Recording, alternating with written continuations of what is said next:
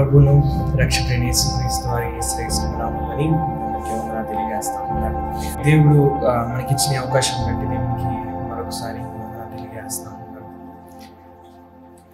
ఈరోజు మనం మరి రక్షణ గురించి నేర్చుకుందాం. దాంట్లోని 3 విషయాలు నేను చెప్తాను. ఆ 3 విషయాలు మీరు అర్థం చేసుకోవడానికి ప్రయత్నం. ఓకే, మొదటి విషయం వచ్చేసి సిన్. ఓకే, రెండోది వచ్చేసి సొల్యూషన్, మూడోది వచ్చేసి సాల్వేషన్. చాలా సింపుల్, గుర్తుపెట్టుకోండి. ఓకే, గాస్పల్లోని ఏం నేర్చుకోబోతున్నాం అంటే మొదటిది సిన్, పాపం, రెండోది సొల్యూషన్, పరిష్కారం, మూడోది సాల్వేషన్, రక్షణ. ఓకే, ఈ 3 విషయాలు జ్ఞాపకం ఉంచుకోండి. ఒక ప్రశ్నతో నేను ఈరోజు వాక్యాన్ని స్టార్ట్ చేయాలనుకుంటున్నాను. ఏంటంటే ఆ ప్రశ్న, మనందరం కూడా యవనస్తులం కదా. ఇక్కడ నాకు తెలిసి 20-30 సంవత్సరాలు వేసుకోండి. 30 సంవత్సరాల కంటే ఎక్కువ వీళ్ళు ఎవరు కూడా లేరు. అందరూ కూడా 30 సంవత్సరాల కంటే తక్కువ మించిన వాళ్ళమే కదా. మీరు ఆలోచన చేయండి. ఇది నేను ఒక్కనే మాట్లాడాను కదా ఈరోజు, మీరు కూడా నాకు సమాధానం. ఓకే, జీవితంలోని మీరున్న వయసును బట్టి మీకు మెయిన్ విషయం ఏంటి, ఇంపార్టెంట్ విషయం ఏంటి మీ జీవితంలో? మీ లైఫ్లోని ఒక ముఖ్యమైన విషయం ఏంటి, ఒక ఇంపార్టెంట్ విషయం ఏంటి మీ జీవితంలో? మీరు చనిపోయే ముందు, ఓకే, చనిపోవడం కంటే ముందు నేను ఇది సాధించాలి అనుకున్న ఒక విషయం ఏంటో ఒకసారి ఆలోచన చేయండి, నాకు చెప్పండి. ఎందుకనంటే ఈరోజు మీరు ఆలోచన చేయండి. మేబీ మీలో కొంతమంది, లేకపోతే మనలో కొంతమంది అడిగాడు కాబట్టి ఒక సమాధానం ఇచ్చాం, దేవుని గురించి చెప్పాలి కాబట్టి, మన సంఘంలో ఉన్నాం కాబట్టి ఎవరైనా ఉండొచ్చాము, నాకేం తెలియదు. బట్ మన హృదయం ఏంటి, మన ఆలోచనలు ఏంటి, మన ఆశలు ఏంటి, మన కోరికలు ఏంటి, మనం దేని వెంబడి వెళ్తా ఉంటున్నాం, మనం దేనికి ప్రయారిటీ ఇస్తున్నాం అనేది దేవునికి తెలుసు కదా. బట్ నేను జస్ట్ మీరు తెలుసుకోవడానికి, మీ గురించి తెలుసుకోవడానికి అడిగాను. ఈరోజు మీరు ఆలోచన చేయండి, యవనస్తులు, ఓకే, మన వయసులో ఉన్న వాళ్ళే. ఇది చాలా ఇంపార్టెంట్ వయసు అనమాట, చాలా ఇంపార్టెంట్ వయసు. ఎందుకనంటే కెరియర్ని బిల్డ్ చేసుకోవడానికి ఇది మెయిన్ అనమాట. ఎందుకనంటే నువ్వు 60 సంవత్సరాలు బ్రతకాలి అని అంటే ఇప్పుడున్న కాలంలో నువ్వు చేయాల్సింది ఏంటంటే, ఒకటి నువ్వు చదవాలి, రెండోది చదివిన దానికి ఏదో ఒక ఉద్యోగం తెచ్చుకోవాలి, దాని తర్వాత పెళ్లి, దాని తర్వాత కుటుంబం, తర్వాత నువ్వు దేవుడు ఇచ్చినంత కాలం 60 సంవత్సరాలు అయితే 60, లేకపోతే 70 అయితే 70, 50 అయితే 50, 40, 30 ఏదో ఒక సంవత్సరం బతికి, ఎన్ని సంవత్సరాలు అయితే అన్ని సంవత్సరాలు బ్రతకాలి, దాని తర్వాత చనిపోతావు. సో మన కెరియర్ని బిల్డ్ చేసుకోవడానికి ఇది ఒక మంచి వయసు కదా. ఈ సమయంలోని కెరియర్ని బిల్డ్ చేసుకోవడం పక్కన పెట్టి దేవుని గురించి తెలుసుకోకపోతే, రక్షణ గురించి తెలుసుకోకపోతే నీ లైఫ్ అంతా స్పాయిల్ అయిపోతుంది. కెరియర్ని బిల్డ్ చేసుకోవడానికి ఎంత అయితే ఈ ఏజ్ అనేది ఇంపార్టెంటో, అదేవిధంగా దేవునిలో నిలిచి ఉండటానికి, దేవునిలో బ్రతకడానికి, దేవుని కోసం జీవించడానికి కూడా ఈ వయసు అనేది చాలా ఇంపార్టెంట్. ఎందుకని అంటున్నానంటే నేను బిడ్డరా, ఒకవేళ ఈ వయసులోనే కనుక, ఇంకొక విషయం, రక్షణ అనేది దేవుని చేతిలో ఉంది. రక్షణ అనేది దేవుడు ఎప్పుడు రక్షిస్తే అప్పుడు దేవుడు రక్షిస్తాడు. కానీ ఆ సువార్తను తెలుసుకున్న తర్వాత దేవుణ్ణి వెంబడించడం, దేవా నన్ను రక్షించని చెప్పే ఒక ఆలోచన, ఆశ ప్రతి ఒక్కరికి ఉండాలి. నేను ఎందుకు చెప్తా ఉన్నానంటే ఇదంతా, ఒకవేళ ఈ వయసులో కనుక మనకి సరైన క్రిస్టియానిటీ తెలియకపోతే, ఈ వయసులో మనకి సరైన సువార్త తెలియకపోతే, ఈ వయసులో మనం ఏ విధంగా రక్షించబడతాం అనేది తెలియకపోతే, మనందరం కూడా ప్రతి ఆదివారం సంఘానికి వెళ్ళే వాళ్ళమే. జరిగే విషయం ఏంటి తెలుసా? లైఫ్ లాంగ్ అంతా కూడా సువార్తను తెలుసుకోనుకోకుండా వేషధారణమైన జీవితంలోనే అట్లానే కొనసాగుతాం చచ్చేంత వరకు. మనం ఒకవేళ ఆరోగ్యకరమైన సంఘంలో లేకపోతే కనుక, సువార్త అనేది ప్రతి వారం కూడా మనకు ప్రకటించబడట్లేదు అంటే, సువార్త మనం వినట్లేదు అంటే కనుక, జీవితాంతం కూడా ఒక వేషధారలాగా అయిపోయి మనము హిపోక్రసీ మెయింటైన్ చేస్తూ, డబల్ లైఫ్ మెయింటైన్ చేస్తూ చివరికి చచ్చిపోయిన నరకానికి వెళ్ళిపోతాం. అందుకనే నేను అన్నది ఏంటంటే, కెరీర్ని బిల్డ్ చేసుకోవడానికి వయసు చాలా ఇంపార్టెంట్. 40 సంవత్సరాలు దాటితే నీ గవర్నమెంట్ ఉద్యోగం వచ్చిందని నమ్మకోలేదు కదా. సో అదే రీతిగా నువ్వు దేవునిలో నిలబడాలన్నా, దేవునిలోని స్థిరపడాలన్నా, దేవుని యొక్క రాజ్యం కోసం నువ్వు వేచి చూడాలన్నా, నిత్యరాజ్యం కోసం నువ్వు వేచి చూడాలన్నా, నువ్వు ఇతరులకు సువార్త ప్రకటించాలన్నా, నీవు సువార్తకు తగినట్టుగా జీవించాలన్నా కానీ సువార్త అనేది ఈ వయసులో తెలుసుకొని దాన్ని మనము దేవునితో, ఆ దేవుని యొద్ద మనం విన్నపం చేస్తూ, దేవా నన్ను రక్షించని చెప్పేసి ప్రార్థించడం చాలా ముఖ్యమైనది. ఒకవేళ అది జరగలేదు అని అంటే, ఇప్పుడు నువ్వు సువార్తను అర్థం చేసుకోలేదు అని అంటే, సంఘంలోని ఏదో ఒక రకంగా నేను పాటలు పాడుతున్నాను కదా, లేకపోతే పరిచయం చేస్తా ఉన్నాను కదా, భోజనం చేస్తా ఉన్నాను కదా, సంఘం యొక్క ఆ కార్యక్రమంలో నేను ఫాలో అవుతూ ఉన్నా కదా, తర్వాత సంఘం యొక్క భవనాన్ని క్లీన్ చేస్తా ఉన్నా కదా, ఇతరులకు సువార్త చెప్తున్నా కదా అని చెప్పేసి అనే ఆలోచన ఉండి నేను రక్షించబడ్డాను అనుకుంటే నువ్వు మోసం చేసుకున్నట్టు. అందుకనే మనం ఎప్పటికప్పుడు నిజంగా మనం రక్షించబడ్డామా లేదనేది మనమే ఎగ్జామైన్ చేసుకోవాలి. ఎందుకంటే సాతాన్ని మనం మోసపోవచ్చు. మీరు కొరింథీయులకు రాసిన పత్రిక 13వ అధ్యాయం చదవండి ఒకసారి ఇంటికి వెళ్ళిన తర్వాత. అక్కడ ఏం రాయబడినట్టు తెలుసా? సాతాను మనల్ని మోసపోవచ్చు అంట. మనం రక్షించబడ్డామని మనకి చెప్పి నువ్వు రక్షించబడ్డామనే భ్రమలో ఉండి అదే భ్రమలో జీవిస్తూ చివరికి దేవుని యొద్ద నుంచి నేను సపరేట్ చేయడానికి సాతాను చేసే ఒక పని కూడా ఉంది. కాబట్టి పౌలు రాసే విషయం ఏంటి తెలుసా? టెస్ట్ యువర్ సెల్ఫ్, మిమ్మల్ని మీరు పరిశీలన చేసుకోండి, మీరు విశ్వాసంలో ఉన్నారో లేదో చూసుకోండి అని చెప్తా ఉంటాడు. కాబట్టి దేవుని బిడ్డలారా, ఈరోజు మనము మీకు అందరికీ సువార్త తెలుసు, నాకు నమ్మకం ఉంది. ఎందుకంటే అనేక సందర్భాల్లో నేను మీకు చెప్పాను, ప్రసాద్ మీకు చెప్పాడు, ఆదివారం మీరు సంఘంలో వింటా ఉంటారు, మీరు పుస్తకాలు చదవడం ద్వారా, బైబిల్ చదవడం ద్వారా మీకు తెలుసు. కానీ అది జీవితంలో ఉందా లేదనేది చాలా ఇంపార్టెంట్ అనమాట. సో దాన్ని ఈరోజు మనం కొద్దిసేపు ధ్యానం చేద్దాం. ఓకే, ఈ విషయాన్ని మీరు మైండ్లో తీసేయండి. ఏంటంటే, నేను ఏదో ఒక పని చేయడం ద్వారా, లేకపోతే నేను దేవుని యొక్క కుటుంబంలో అంటే క్రైస్తవ యొక్క కుటుంబంలో నేను పుట్టాను కాబట్టి, నేను ప్రతి ఆదివారం దేవుని సన్నిధికి వెళ్తున్నాను కాబట్టి, నేను ఏదో ఒక పని చేస్తా ఉన్నాను కాబట్టి దేవుని సన్నిధిలో నేను రక్షించబడ్డాను అనే భ్రమను మీరుంటే దయచేసి బయటికి రండి. ఎందుకంటే రక్షణ కేవలము దేవుని ద్వారా మాత్రమే జరుగుతుంది. నీవు రక్షించబడాలంటే ఒకటి, నీవు సువార్తను తెలుసుకుని నువ్వు నీ పాప నిమిత్తమే పశ్చాత్తాపడాలి. రెండవది, యేసుక్రీస్తునందు విశ్వాసం ఉంచాలి. ఈ రెండిటి ద్వారా కాకుండా నీవు దేని ద్వారానైనా రక్షించబడ్డాను అంటే అది బైబిల్కి వ్యతిరేకం. దేవుని వాక్యం ఆ విధంగా బోధించట్లేదు. ఒకవేళ మీకు ఎవరైనా కానీ ఆ విధంగా బోధిస్తే, నువ్వు ఈ పని చేయి, నువ్వు ఆ పని చేయి, నువ్వు అది చేయి, ఇచ్చే నువ్వు రక్షించబడతావు అంటే అది తప్పుడు సువార్త. అది అసలు సువార్తే కాదు. దీన్ని అర్థం చేసుకోవడానికి మీకు ఉదాహరణ ఇస్తా. పాల్ వాషర్ అనే వ్యక్తి మీలో చాలా మందికి తెలుసు కదా. ఎంతమందికి తెలుసు? చేతులు తల్లి. పాల్ వాషర్ కదా, చాలా మందికి తెలుసు. ఆయన ఒక వాక్యం చెప్పేటప్పుడు ఈ ఉదాహరణ ఇస్తాడు. ఏంటంటే, పాల్ వాషర్, నేను కాదు, పాల్ వాషర్. సో నేను 40 సంవత్సరాలు అడవిలో ఉండి పని చేశాను. ఏం పని? సువార్త పని. అది పెరు అనే దేశంలో. ఆ దేశం గురించి మీరు రీసెర్చ్ చేశారనుకోండి, ఆడ కనీసం తినడానికి ఆహారం కూడా ఉండదు, లైట్లు ఉండవు, టీవీలు ఉండవు, ఇంటర్నెట్ ఉండదు కదా, కావాల్సిన ఆహారం ఉండదు. ఇట్లాంటి వ్యక్తి అమెరికాను వదిలిపెట్టి ఈ పెరు అనే దేశానికి వెళ్ళి అక్కడ 40 సంవత్సరాలు పరిచయం చేశాడు. ఆయన పోయేటప్పుడు మంచిగా ఆయన 6.5 అడుగులు ఎత్తుంటాడు, మంచి 6 ప్యాక్ బాడీ ఉంది, 6.5 హైట్ ఉంటాడు, మంచి ఫిట్ గా ఉన్నాడు. 40 సంవత్సరాల తర్వాత బయటకు వచ్చిన తర్వాత ఆయన ఎట్లా అయ్యాడు తెలుసా? బాడీ అంతా కూడా మన స్కెల్టన్ పైన కొంచెం ఫ్లెష్ ఎట్టుంటది అట్లా ఏలాడిపోతాడు. ఆయన ఈ మాట చెప్పిన తర్వాత ఏమన్నాడు తెలుసా? 40 సంవత్సరాలు నేను ఇంత ఘనంగా వర్షంలో ఉండి కొండలెక్కి కొండలు దిగి ఆడ మళ్ళీ నడిచేది కూడా కాదు, పైకి కొండలెక్కి కొండలు దిగాలి, ఇంకో ఊరు పోవాలని.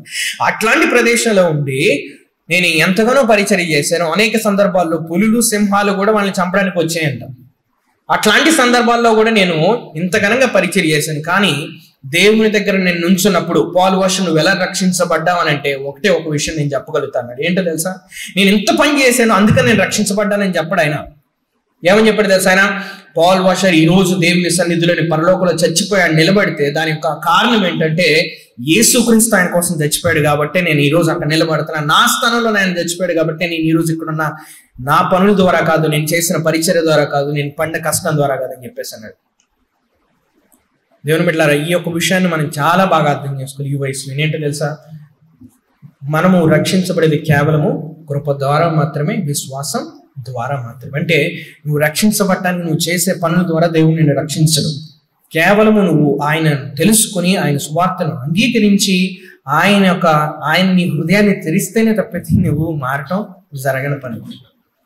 మనం క్రిస్టియానిటీని రోజు మ్యానుఫ్యాక్చర్ చేయొచ్చు, క్రైస్తవులాగా మనం యాక్టింగ్ చేయొచ్చు, తెల్లని వస్త్రాలు వేసుకొని లేకపోతే ఒక డ్రెస్ కలర్ మనం మెయింటైన్ చేస్తూ చేయొచ్చు. బట్ నాకు తెలిసి నిజంగా దేవుడు మన హృదయానికి తెలిస్తేనే తప్పితే మన జీవితం అనేది మారదు.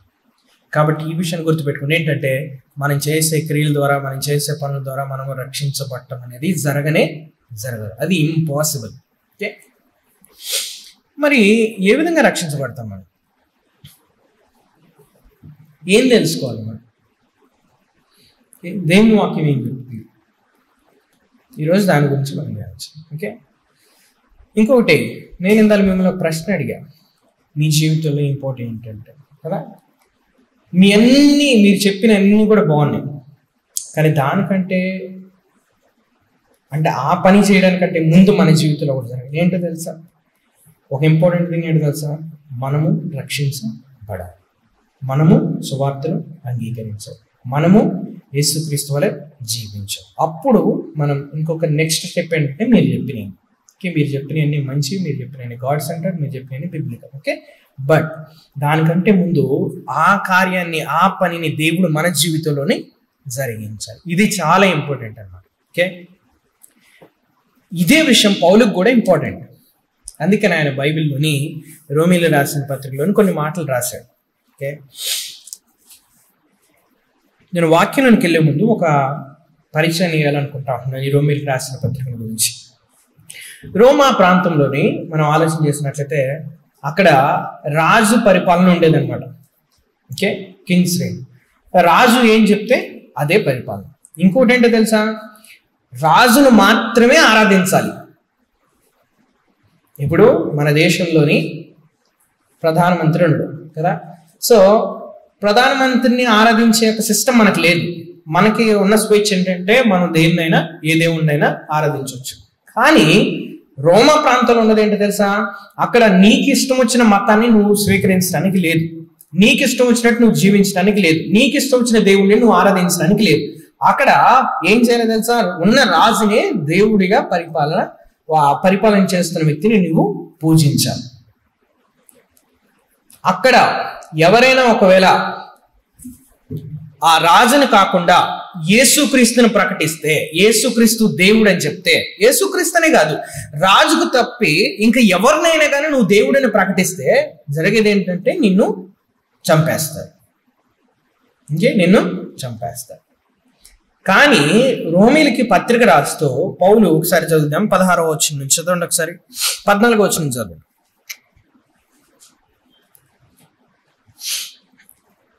రోమీలు రాసిన పత్రిక 1వ అధ్యాయం 14వ వచనం నుంచి చదువుతాం. గ్రీసు దేశస్థులకును జ్ఞానులకును మూఢులకును నేను రుణస్థులను కాగా, రైట్, ఇది చూడండి, రోమాలోని మీకును సువార్త ప్రకటించుటకు సిద్ధముగా ఉన్నాను.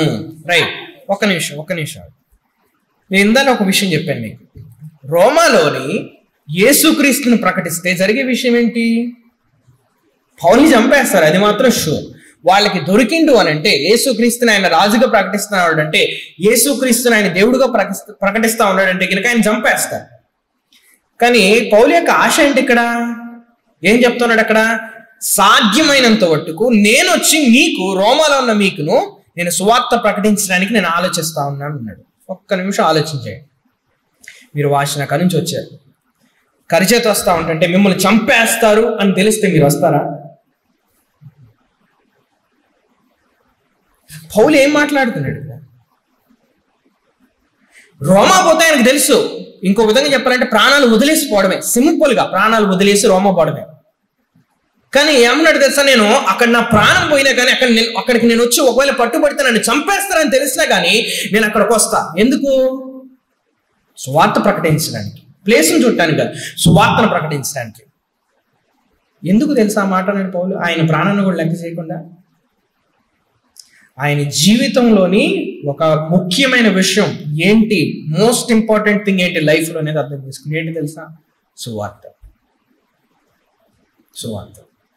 అందుకనే ఏమంటుంది తెలుసా? ఈవెన్ నా ప్రాణం పోయినా కానీ, ఈవెన్ నేను చచ్చిపోయినా కానీ నేను మీకు వచ్చి సువార్త ప్రకటిస్తాను. ఎందుకంటే అది అంత ఇంపార్టెంట్, ఆయన రక్షించబడ్డాడు.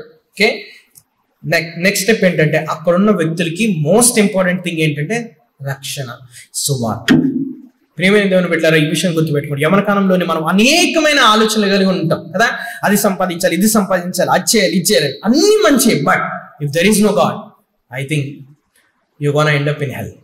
ఒకవేళ జీవితంలో దేవుడు లేకపోతే కనుక మనం సంపాదించిన దాన్ని అంతా వదిలిపెట్టి దేవుని దూరంగా జీవించే రోజు ఒకటి అబౌతుంది. నేను ఎందుకు చూపించానంటే దేవుని బిడ్డరా, రక్షణ అనేది చాలా ప్రాముఖ్యమైనది. ఒక వ్యక్తి దీనికోసం ప్రాణాలు వదిలిపెట్టడానికి చేస్తూ ఉంటాడంటే ఇట్స్ ఇంపార్టెంట్. దేవుడు కదా, యేసుక్రీస్తు మనకి రక్షణ తేయడానికి ఆయన ప్రాణాన్ని పెట్టాడు.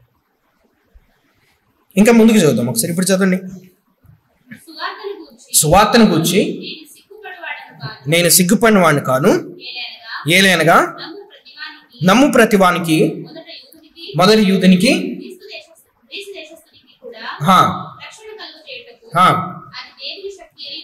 రైట్. పౌలు నమ్మింది ఏంటో తెలుసా? పౌలు ఎందుకు ప్రాణాన్ని వదిలిపెట్టాలని కూడా తెలుసా? ఈవెన్ ఒకవేళ ఆయన తెచ్చిపోతే దేవుని సువార్తలో శక్తి ఉంది కాబట్టి, దేవుని సువార్తల్ని శక్తి ఉంది కాబట్టి ఆ సువార్త ఏం చేస్తుంది తెలుసా? మనుషుల్ని రక్షిస్తుంది. అందుకనే ఆయన ఏమన్నాడు తెలుసా? ఈవెన్ నా ప్రాణం పైన, ఈవెన్ నేను చచ్చిపోయినా కానీ నేను నమ్మేది ఏంటంటే దేవుని సువార్త మీకు ఇంపార్టెంట్. దేవుని సువార్తను మీకు ప్రకటించాలనే ఆలోచన, ఆశ నాకు ఉంది కాబట్టి నేను మీ దగ్గర రావడానికి ఇష్టపడతా ఉన్నాను. ఒకటి, సువార్త అనేది చాలా ఇంపార్టెంట్. రెండోది 17వ వచనం చూస్తే మనకు అక్కడ ఈ విధంగా రాయబడింది. చూడండి ఒకసారి. For in the gospel the righteousness of God is revealed, a righteousness that is by faith from the first to last, just as it is written, the righteous will live by faith. అక్కడ రాయబడిన సత్యం చూడండి ఎంత స్పష్టంగా రాయబడింది. ఎందుకనినా నీతిమంతుడు విశ్వాస మూలముగా జీవించిన రాయబడిన ప్రకారం విశ్వాస మూలముగా అంతకంతకు విశ్వాసం కలిగినట్లు దేవుని నీతి దాని యందు బయలుపరచబడుచున్నది అన్నాడు. ఇంగ్లీష్లో ఇది చాలా స్పష్టంగా ఉంది. ఏంటో తెలుసా? దేవుని యొక్క సువార్తలోని దేవుని యొక్క నీతి కనబడింది. ఒక వ్యక్తి ఏ విధంగా రక్షించబడతాడు, ఒక వ్యక్తి దేవుని దగ్గరికి ఏ విధంగా వస్తాడనేది సువార్తలో రాయబడింది.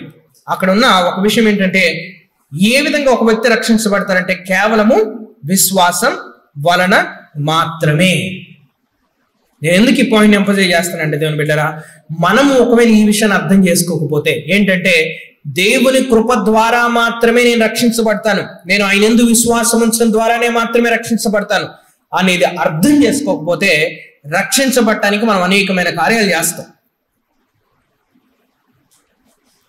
ఇంగ్లీష్లో చూడండి ఎంత స్పష్టంగా రాయబడింది. A righteousness that is by faith from the first to last. అంటే నువ్వు రక్షించబడాలి అని అంటే, నీ యొక్క జీవితంలో దేవుడు తన కృపను చూపాలి అని అంటే అది కేవలము విశ్వాసం ద్వారా మాత్రమే, ఇంకోటి ఏం లేదనమాట. ఈ థియాలజీని పక్కన పెట్టండి. ఏంటంటే, నేను పోయి దేవుని సన్నిధిలో పరిచయం చేస్తే, నేను పోయి పాటలు పాడితే, నేను పోయి ఏదో ఒకటి చేస్తే, నేను సంపాదించిన దాంట్లో ఏదో ఒక దాన్ని ఇస్తే, నేను ఏదో ఒక విధంగా పాస్టర్కి పరిచయం చేస్తే, నేను ఏదో ఒక విధంగా సంఘ సేవకులకు పరిచయం చేస్తే దేవుడు నన్ను రక్షిస్తాడు అని అనుకుంటే అది రాంగ్. అది బైబిల్ చెప్పట్లేదు.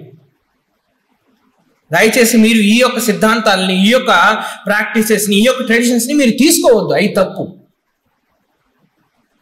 ఒక వ్యక్తి ఏ విధంగా రక్షించబడతారంటే కేవలం అది నమ్మడం ద్వారా మాత్రమే, కేవలము దేవుని కృప ద్వారా మాత్రమే. దేవుని కృప అన్నప్పుడు దానికి అర్థం ఏంటంటే దేవుని యొక్క బహుమానం రక్షణ అనేది. గిఫ్ట్ కోసం ఎవడైనా పని చేస్తారా? గిఫ్ట్ కోసం పని చేస్తే అది గిఫ్ట్ ఎట్లయింది? జీతం ఇది.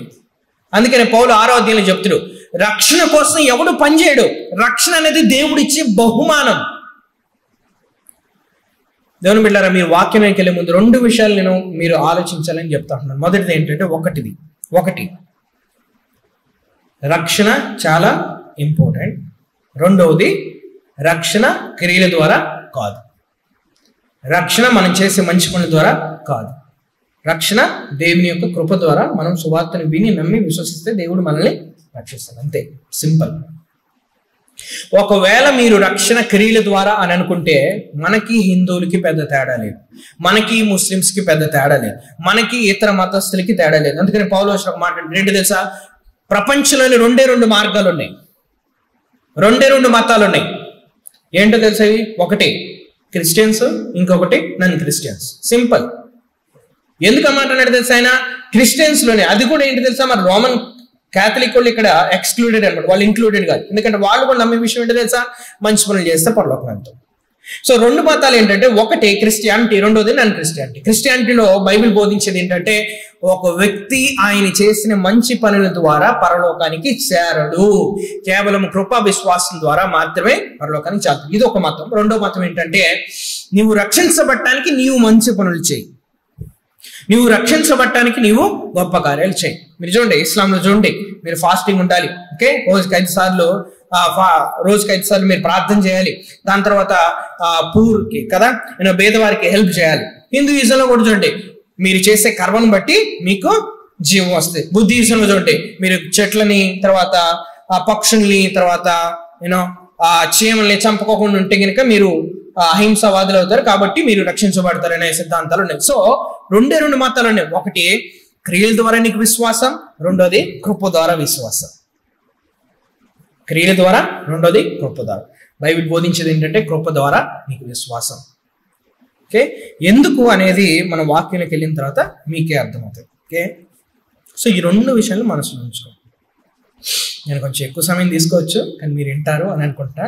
ఎందుకంటే మీకు సింపుల్గా వచ్చి చెప్పుకోవడం కాదు, వివరిస్తే అది మీకు ఎప్పటికైనా బాగుంటుంది అనేది నా యొక్క ఉద్దేశం. Okay, right. సో రోమిలికి రాసిన పత్రికలను మనం చూసినట్లయితే మొదటి 3 అధ్యాయాలు, ఓకే, మొదటి 3 అధ్యాయాలు మీరు పరిశీలన చేస్తే పౌలు 2 గ్రూప్స్ ఆఫ్ పీపుల్ గురించి చెప్తారు అన్నాడు. ఓకే, మొదటి అధ్యాయం మీరు మొత్తం చదివారనుకోండి, ఫస్ట్ చాప్టర్ మొత్తం చదివారనుకోండి, మీరు అక్కడ అర్థమయ్యే విషయం ఏంటి తెలుసా, లోకంలో ఉన్న అన్యులందరూ పాపులు అని చెప్తాడు. ఇంకో విధంగా చెప్పాలంటే, లోకంలో ఉన్న ప్రతి ఒక్క మనిషి కూడా పాపి, వారు దేవుని యొక్క ఉగ్రతను పొందుకోవడానికి వారు ఉన్నారు అని చెప్పేసి చెప్తాడు. 2వ అధ్యాయంకి వెళ్ళారనుకోండి మీరు, అక్కడ ఏం చెప్తారు తెలుసా, దేవుని చేత ఎన్నుకోబడిన ప్రజలు, దేవుని జనాంగంగా పిలువబడిన ప్రజలు, వారు కూడా ఎవరు తెలుసా, పాపులే. అందుకనే 2వ అధ్యాయంలో మీరు చూసినట్లయితే అక్కడ యూదుల గురించి మాట్లాడతారు. మరి 3వ అధ్యాయం దగ్గరకు వస్తే స్టార్టింగ్ లోని మళ్ళా యూదుల గురించి మాట్లాడి 3వ అధ్యాయం 9వ వచనం దగ్గరకు వస్తే అక్కడ ఏం చెప్తారు తెలుసా, యూదులేమి గ్రీసు దేశస్థులేమి, అంటే దేవుని చేత ఎన్నుకోబడిన ఒక జనాంగమేమి, లేకపోతే ఈ లోకంలో ఉన్న మనుషులేమి, ప్రతి ఒక్కళ్ళు కూడా ఏమని చెప్తారు అక్కడ, పాపం చేసి దేవుని యొక్క ఉగ్రతను పొందుకునే వారిగా ఉన్నారు అని అన్నాడు. ఒకసారి 3వ అధ్యాయం 9వ వచనం దగ్గరకు వద్దాం. చూడండి ఒకసారి అక్కడ 3వ అధ్యాయం 9వ వచనం. What shall we conclude then? Do we have any advantage? Not at all. For we have already made the charge that Jews and Gentiles alike are under the power of sin. చూడండి, ఇక్కడ మొదటి అధ్యాయంలోనే అన్యులు పాపులు అన్నాడు, 2వ అధ్యాయంలోనే యూదులు పాపులు అన్నాడు, 3వ అధ్యాయం దగ్గరకు వచ్చేసరికి ఏమన్నాడు తెలుసా, యూదులకి అన్యులకి తేడా లేదు, అందరూ కూడా పాపము యొక్క శక్తిలోనే ఉన్నారు, పాపంలోని ఉన్నారు, పాపం చేసి వారు దేవుని నుంచి దూరం అయిపోయాడు అని చెప్తా ఉన్నాడు. దేవుని బిడ్డలారా, మీకు అందరికీ తెలుసు మనందరం పాపులని. ప్రాబ్లం ఎక్కడ వచ్చింది తెలుసా, మనం ఒప్పుకోం.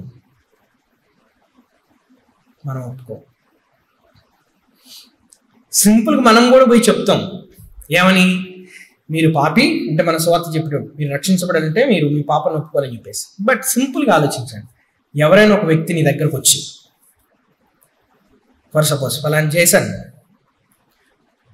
నువ్వు తప్పు చేస్తా అంటున్నావు, నువ్వు ఈ పాపం చేస్తా అంటున్నావు అని అన్న తర్వాత నీ రిప్లై ఏంటి?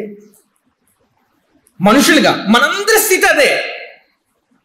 ఫర్ సపోజ్ మీరందరూ మీ వైపు ఆలోచించండి. ఓకే, నేను వచ్చి ఇప్పుడు మీకు చెప్తా ఉంటా, నువ్వు తప్పు చేస్తావు, ఈ తప్పు ఉంది అంటే మనందరికి వచ్చే కామన్ రెస్పాన్స్ ఏంటి? చెప్పాలా, మనం మనుషులు. ఇంకొకటి ఫస్ట్ వచ్చేది ఏంటి తెలుసా, కోపం. ఫస్ట్ వచ్చేది కోపం. నేను కూడా ఇంతకుముందు అది చేసాను. అది నేచర్. అది ఏమంటో తెలుసా, మనం పాపం చేసామంటే ఒకవైపు మనకి మొత్తము హార్ట్ అంతా బరస్ట్ అయింది కదా, బరస్ట్ అయ్యి ఏమైపోద్ది అంటే రా చూసుకుందాం అన్న స్థితికి వస్తాము. కానీ మనం చెప్పేది ఏంటి ఇతరులకి? నువ్వు పాపి, నువ్వు రక్షించబడాలి, నువ్వు పాపని ఒప్పుకోవాలి. దాన్ని పెట్టారా? ఇది మనకి నవ్వునేస్తుంది, కానీ ఇది సత్యం. సమస్య ఏంటో తెలుసా? మనకి బైబిల్ మొత్తం తెలుసు, కానీ దాని అప్లికేషన్ లేదు. అరే మనం పాపి అన్నప్పుడు వేరే కూడా వచ్చి మనం సరి చేసినప్పుడు మనం ఏం చేయాలి? నాలో ఈ తప్పు ఉంది అని సరి చేసుకోవాలి. కానీ మనందరం చేసే పని ఏంటో తెలుసా? నాలో ఏడ పాపం ఉంది, నువ్వు చేయలేదా? నీ తమ్ముడు ఎట్లా తిరుగుతున్నది లేదా? మీ అమ్మ ఎట్లా తిరుగుతున్నది లేదా? మీ నాన్న ఎట్లా తిరుగుతున్నది లేదా? మీరు అట్లా అంటారు కదా, మేము ఎట్లా అంటావా? అది పాప స్వభావం. కాబట్టి మనం గుర్తుంచుకోవాల్సిన ఏంటో తెలుసా? మనం చెప్పేదానికి మనం అగ్రి కావాలి. అందుకనే నేను ఇక్కడ దాకా వచ్చాను అనమాట, 3:9 దగ్గరికి. బైబిల్ ఏం చెప్తా ఉందంటే, ఈ లోకంలో ఉన్న వాళ్ళందరూ కూడా పాపం చేసిన వాళ్ళే. ఇప్పుడు పౌలు మన హృదయాన్ని అక్కడ తెరిచి చూపిస్తాడు ముందు వచనాల్లోకి వెళ్తాడు. ఓకే, ఇది చాలా ఇంపార్టెంట్ అనమాట. మనకి మన యొక్క స్థితి ఏంటి, మన యొక్క బ్రతికేంటి, మనం ఏ విధంగా జీవిస్తా ఉన్నాం, మన యొక్క పాప స్థితి ఎట్లాంటిది అనే విషయాన్ని ఇక్కడ 9వ వచనం నుంచి 18వ వచనం వరకు ఆయన వివరిస్తాడు. ఓకే, ఒకసారి చదువుదాం. చూడండి, అక్కడ మనం చూసినట్లయితే, as it is written, there is no one righteous, not even one. ప్రియమైన దేవుని బిడ్డలారా, మన వాక్యాన్ని పరిశీలన చేసినట్లయితే ఈ విధంగా తెలియజేస్తారు. ఏంటంటే, ఇందును గూర్చి రాయబడింది ఏమనగా, నీతిమంతుడు లేడు, ఒక్కడు లేడు, గ్రహించువాడెవడు లేడు, దేవుని వెతకువాడెవడు లేడు. ఫస్ట్ విషయం పౌలు చెప్పేది ఏంటంటే, నీతిమంతుడు ఒక్కడు కూడా లేడు. నీతిమంతుడు అంటే ఎవరు? మనం ఎవరిని నీతిమంతుడు అని అంటాం? దేవుని ఆజ్ఞలు పాటించే వాళ్ళని. ఇంకేదో ఆన్సర్ వచ్చింది, ఏ తప్పు చేయనటువంటి. ఓకే, ఇంకా రైట్. నీతిమంతుడు ఏంటంటే దేవుని వాక్యానుసారంగా దేవుని ఇచ్చిన స్టాండర్డ్స్ ని, దేవుడిచ్చిన కమాండ్మెంట్స్ ని అనుసరించి జీవించేవాడు నీతి మంతుడు. కానీ దేవుని వాక్యం మనందరి గురించి ఏం తెలియజేస్తుంది తెలుసా? నీతిమంతుడు లేడు, ఒక్కడు లేడు. పౌలిచ్చే కన్క్లూజన్ ఏంటంటే, దేవుడిచ్చే కన్క్లూజన్ ఏంటంటే, దేవుడి యొక్క బాధ ఏంటో తెలుసా? దేవుడు మనందరినీ సృష్టిస్తే, దేవుడు మనందరినీ చేస్తే, మనం ఏం చేస్తానో తెలుసా? ఆయన ఇచ్చిన ఆజ్ఞను అనుసరించుకోకుండా కనీసం ఇన్ని కోట్ల మంది ఒకవేళ రక్షించబడకపోతే ఈరోజు 700 కోట్ల మంది ఉన్నారు. ఈ 700 కోట్ల మంది ఇంతమందిని దేవుడు చేస్తే కనీసం ఒక్క సింగిల్ వ్యక్తి లేడంట ఆయన ఇచ్చిన ఆజ్ఞను అనుసరించి జీవించేవాడు. రెండోది ఏమనుంది అక్కడ? There is no one who understands, there is no one who seeks. రెండు విషయాలండి. మొదటిది దేవుని యొక్క చిత్తానుసారంగా, దేవుని యొక్క ఆజ్ఞానుసారంగా జీవించేవాడు లేడు. రెండోది ఏంటి తెలుసా? దేవుణ్ణి అర్థం చేసుకునేవాడు కూడా లేడు. There is no one who understands అంటే దానికి అర్థం ఏంటంటే, గ్రహించేవాడు లేడనంటే, అరే ఈ సృష్టిని చూసినప్పుడు మనం గుర్తుంచుకోవాల్సిన విషయం ఏంటి తెలుసా? దీన్ని అంతటిని చేసిన దేవుడు ఒక ఆయన ఉన్నాడు. దేవుడి మాట ఎందుకన్నాడు తెలుసా పౌలు ద్వారా? ఈరోజు ఇదే ఉంటే, దేవుణ్ణి వెతికేవాడు ఉంటే, దేవుణ్ణి గ్రహించేవాడు ఉంటే, విగ్రహారాధన ఉండదు. ఈరోజు ఒక మనిషి చెట్టును ఆరాధిస్తాడంటే దాని అర్థం ఏంటంటే, వాడి యొక్క అండర్స్టాండింగ్ ఎక్కడి దాకా లిమిటెడ్ అయిందంటే, చెట్టే ఇది అంతటి సృజించింది. ఒక వ్యక్తి విగ్రహాన్ని ఆరాధిస్తుందంటే దానికి అర్థం ఏంటంటే, విగ్రహమే ఇదంతటిని సృజించింది. సర్వాన్ని సృజించిన దేవుని యొక్క బాధ ఏంటో తెలుసా? ఆయన ఏం చెప్తాడో తెలుసా? ఇంతమందిని చేస్తే, ఇంత సృష్టిని సృష్టిస్తే, మనుషుల్లో నన్ను వెతికేవాడు లేడు, నన్ను గ్రహించేవాడు లేడు, నన్ను అర్థం చేసుకునేవాడు లేడు. అది మన యొక్క స్థితి. ఈవెన్ మనం దేవుని సంఘంలో ఉన్నా, ఈవెన్ మనం దేవుని సన్నిధికి ప్రతి వారం వెళ్తా ఉన్నా, మన నిజమైన మోటివేషన్ ఇది కాకపోవచ్చు. ఏంటి తెలుసా? నేను దేవుణ్ణి తెలుసుకోవాలి, ఈ శ్లోకాన్ని సృజించిన దేవుణ్ణి తెలుసుకోవాలి, నన్ను సృజించిన దేవుణ్ణి తెలుసుకోవాలనే మోటివేషన్ కొన్నిసార్లు ఉండకపోవచ్చు. ఎందుకంటే క్రైస్తవ కుటుంబంలో కూడా ఇది ఒక డ్యామేజ్ మనకి. ఎందుకు తెలుసా? మనం ఇది ఆచారంగా దేవుని సన్నిధికి వెళ్తాం, కుటుంబం వెళ్తుంది కాబట్టి మనం వెళ్తాం, వెళ్ళడం తప్పలేదు, కానీ మన మోటివేషన్ అనేది కరెక్ట్గా ఉండకపోవచ్చు. ఇంకా మనం చూసినట్లయితే దేవుని బిడ్డలు అక్కడ ఏం చెప్తాడు? There is no one who seeks God. దేవుణ్ణి వెతకువాడు లేడు. మొదటిగా ఏమన్నాడు? దేవుణ్ణి గ్రహించేవాడే లేడన్నాడు. దాని తర్వాత ఒకవేళ గ్రహించినా కానీ దేవుడు అనేవాడు ఉన్నాడనేది, నిజమైన దేవుణ్ణి వెతికేవాడు ఎవడు లేడన్నారు. ఈ వయసులోని యవనస్తులు మనం చేసే పని ఏంటి? నా కెరీర్ నేను బిల్డ్ చేసుకోవాలి, నేను చదువుకోవాలి, నేను పలానా ఇల్లు కొనుక్కోవాలి, పలానా కారు కొనుక్కోవాలి, పలానా జీవితాన్ని జీవించాలి, లేకపోతే పలానా వ్యక్తిని వివాహం చేసుకోవాలి, పలానా వ్యక్తితో నేను జీవించాలి, దాని తర్వాత పిల్లల్ని కనాలి, దాని తర్వాత వాళ్ళకి పెళ్లి చేయాలి, దాని తర్వాత మంచి ఇల్లుని కట్టుకొని ప్రశాంతంగా నేను బ్రతికినంతకాలం ఉండాలి. ఇదే మన ఆలోచన. కొన్ని సందర్భాల్లో మన నోరు ఒకటి చెప్పొచ్చు, మన హృదయంలో ఒకటి ఉండొచ్చు. అది పాసిబుల్ మనందరితో, ఎందుకంటే మనం పాపులేం కాబట్టి. దేవుని బిడ్డలారా, దేవుడు యొక్క ఆలోచన ఏంటో తెలుసండి, ఆయన్ని వెతికేవాడే లేడంట. ఆయన వెతికేవాడే లేడు. ఈరోజు మీరు ఇక్కడ కూర్చొని ఉన్నారు, కానీ ఎంతమంది లోకంలో లేరు? వాళ్ళ యొక్క ఆలోచన ఏంటి, వాళ్ళ యొక్క గోల్ ఏంటి, వాళ్ళ యొక్క జీవిత లక్ష్యం ఏంటి? డబ్బు సంపాదించాలి, డబ్బుతో మంచిగా బతకాలి, అదే జీవితం అనుకుంటున్నారు. కానీ దేవుని యొక్క వాక్యం చెప్పేది ఏంటంటే, దేవుని బిడ్డరా, పాపం వలన, ఆ పాపపు యొక్క స్వభావం వలన ఏం జరుగుతూ ఉందంటే దేవుణ్ణి వెతికేవాడు కూడా లేడు. ఇంకా ముందు చదవండి ఒకసారి. All have turned away and they have together become worthless. అందరూ త్రోవ తప్పి ఏకంగా పనికి మాలిన వారైతే మేలు చేయవాళ్ళు లేడు, ఒక్కడైనా లేరు. మొదటి వచనం మొదటి భాగంలో మనం చూసినట్లయితే అక్కడ ఏమన్నాడండి, అందరూ త్రోవ తప్పిపోయారు అన్నాడు. దీన్ని అర్థం చేసుకోవాలంటే, మనం ఇప్పుడు ఒక హైవే మీద వెళ్తున్నాం అనుకోండి. మనం ఫర్ సపోజ్ ఇక్కడ నుంచి మనం చెంబూరు వెళ్ళాలి. చెంబూరు వెళ్ళినప్పుడు దానికి ఒక హైవే ఉంది, కానీ ఆ మార్గం నుంచి మనం వేరే మార్గం రాంగ్ రూట్కి పోతే మనం చెంబూరు వెళ్తామా? దేవుడు చెప్పేది అదే, అరే నేను మిమ్మల్ని చేసింది నా కోసం, నేను మిమ్మల్ని సృజించింది నా మహిమ కోసం, కానీ మీరేమైపోయారు తెలుసా? రాంగ్ రూట్లో పోతాడు, రాంగ్ రూట్లోని పోతాం. అందుకని ఈరోజు మన కోరికలు, మన ఆశలు అడిగితే చాలా సందర్భాలు మన హృదయాన్ని మనం పరిశీలన చేసుకున్నట్లయితే దేవుని బట్టి ఏంటో తెలుసా? It's not God. మన లైఫ్, మనం ఎంత చదవాలి, మనం ఎంత సంపాదించాలి, మనం ఎంత కష్టపడాలి ఈ లోకంలో ఉన్నట్టు కోసం, అదే మన జీవితం, అదే మన ఆశలు, అదే మన విశాలకరమైన విషయం ఏంటో తెలుసా? రక్షించబడ్డామని చెప్పుకునే క్రైస్తవులు తల్లిదండ్రులు వాళ్ళు చేసే ఒక పిచ్చి పొరపాటు ఏంటో తెలుసా? చాలా మంది ఆలోచించేది ఏంటంటే 20 సంవత్సరాలు వచ్చిన తర్వాత బిడ్డలు రక్షించబడ్డారా లేదని ఎవడు ఆలోచించడం. నా కొడుకుని ఎక్కడికి పంపించాలి, నా కూతుర్ని ఎక్కడికి పంపించాలి, ఏ యూనివర్సిటీకి పంపించాలి, అమెరికా పంపించాలి, ఆడికి పంపించాలి, ఏడికి పంపించాలని ఈ లోకానుసారంగా ప్రాథమికంగా ఆలోచిస్తారు. కానీ ఎవడు కూడా వీడు రక్షించబడ్డా, వీడు ఒక స్థానిక సంఘంలో ఉండడా, వీడు ఒక ఆత్మీయ జీవితం ఎలా ఉందని ఎవడూ ఆలోచించడం. దాని ద్వారా మనకు అర్థమైంది ఏంటో తెలుసా? వాళ్ళు కూడా మన స్థితిలో ఉన్నారు.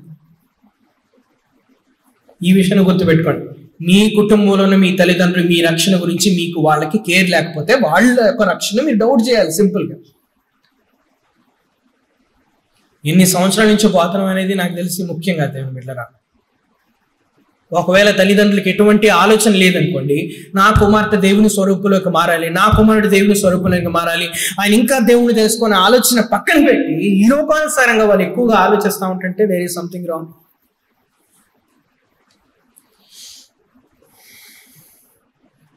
మనం ఏమైపోయామంట? దేవుడు మనని ఒక ఉద్దేశం కొరకు సృజిస్తే పాపం వల్ల ఏమైంది తెలుసా? దూరం అయిపోయింది. అందుకని ఈరోజు మన యొక్క ఆలోచన వేరు, మన యొక్క తలంపులు వేరు, మన యొక్క కోరికలు వేరు. మనం దేవుణ్ణి ఎక్కువగా ఆశిస్తాం, మనం పాపాన్ని ఎక్కువగా ఆశిస్తాం. దాని తర్వాత ఏముంది అనమాట? There is no one who does good, not even one.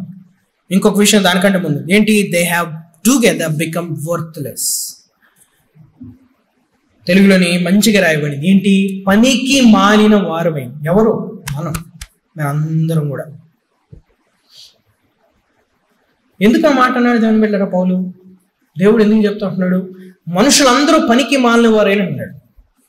అరే ఎంత జ్ఞానం వచ్చి, ఎంత సైన్స్ వచ్చి, ఎంత టెక్నాలజీ వచ్చి, ఎంత అభివృద్ధి వచ్చి, ఏకంగా మనము ఫ్లైట్లలో పోతే కొన్ని వేల కిలోమీటర్లు మనము నిమిషాల్లోని గంటల్లోని చేరుతా ఉంటుంటే ఎంత అభివృద్ధి వచ్చింది. దేవుడు ఏంటి పనికి మాలిన వారైనా అనుకుంటున్నాడు? ఒకే ప్రదేశంలోని మనం 100 అంతస్తులు చూడగలం కట్టడం కదా. ఈరోజు ఈ మైకులు వచ్చినాయి, ఈ ఫోన్లు వచ్చినాయి. ఇక్కడున్న వాడికి మనము నిమిషాల్లోని లేకపోతే సెకండ్స్ లోని మనం వేరే వాళ్ళతో కనెక్ట్ అయ్యి మనం ఫోన్ చేయొచ్చు, అవసరమైతే వాళ్ళతో వీడియో కాల్ మాట్లాడొచ్చు. మనం దేశాలు దాటి, ఖండాలు దాటి, కాంటినెంట్స్ దాటి మనం అక్కడ ఏం జరుగుతుంది అనేది మొత్తం చూడొచ్చు. ఇంత డెవలప్మెంట్ వచ్చింది కదా. తర్వాత మనం ఆలోచన చేస్తే ఈరోజు గుండెను రీప్లేస్ కూడా చేస్తున్నారు, ఊపిరితిత్తులు కూడా మారుస్తూ ఉంటున్నారు కదా. మన లంగ్స్ ని మారుస్తున్నారు, తర్వాత మన యొక్క స్కిన్ కూడా తీసేసి వేరే స్కిన్ కూడా పెడుతున్నారు. అంత దాకా వచ్చింది. అరే ఇంత డెవలప్మెంట్ వచ్చింది కదా, పౌలు ఏంటి మరి వర్త్లెస్ అంటున్నాడు, పనికి మాళ్ళు వారు అయ్యారంటున్నాడు ఏంటి? ఇంత డెవలప్మెంట్ వచ్చింది కదా, దేవుడు ఏంటి మరి ఎట్ట మాట్లాడుతున్నాడు మన గురించి?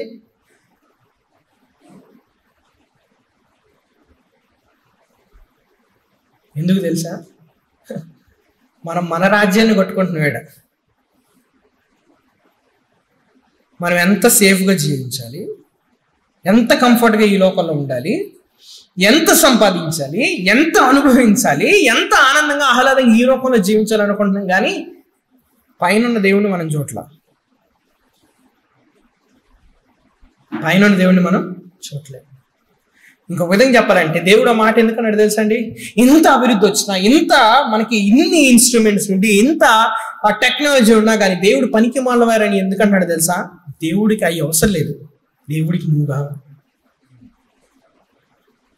ఎందుకో తెలుసా దేవుని బిడ్డలారా? ఆయన చేసింది ఎందుకంటే నువ్వు ఆయన్ని స్తుతించాలని. మనుషులు చేసిన ఉద్దేశం ఏంటంటే వాళ్ళు ఇక్కడ ఉండి వాళ్ళ రాజ్యాలు కట్టుకొని, వాళ్ళ భవనాలు కట్టుకొని, టెక్నాలజీని తెచ్చి తర్వాత మూన్స్కి పోయి, తర్వాత లేకపోతే ఇంకా ఈ లోకంలో ఉన్న గ్రహాల మీదకి వెళ్ళేసి కెమెరాలు పంపించి ఇచ్చేయడానికి కాదు దేవుడు మనల్ని చేసింది. మనల్ని చేసిన ముఖ్య ఉద్దేశం ఏంటంటే దేవుణ్ణి మహిమ పరచడానికి, దేవుణ్ణి ఘనపరచడానికి, దేవుణ్ణి ఆరాధించడానికి.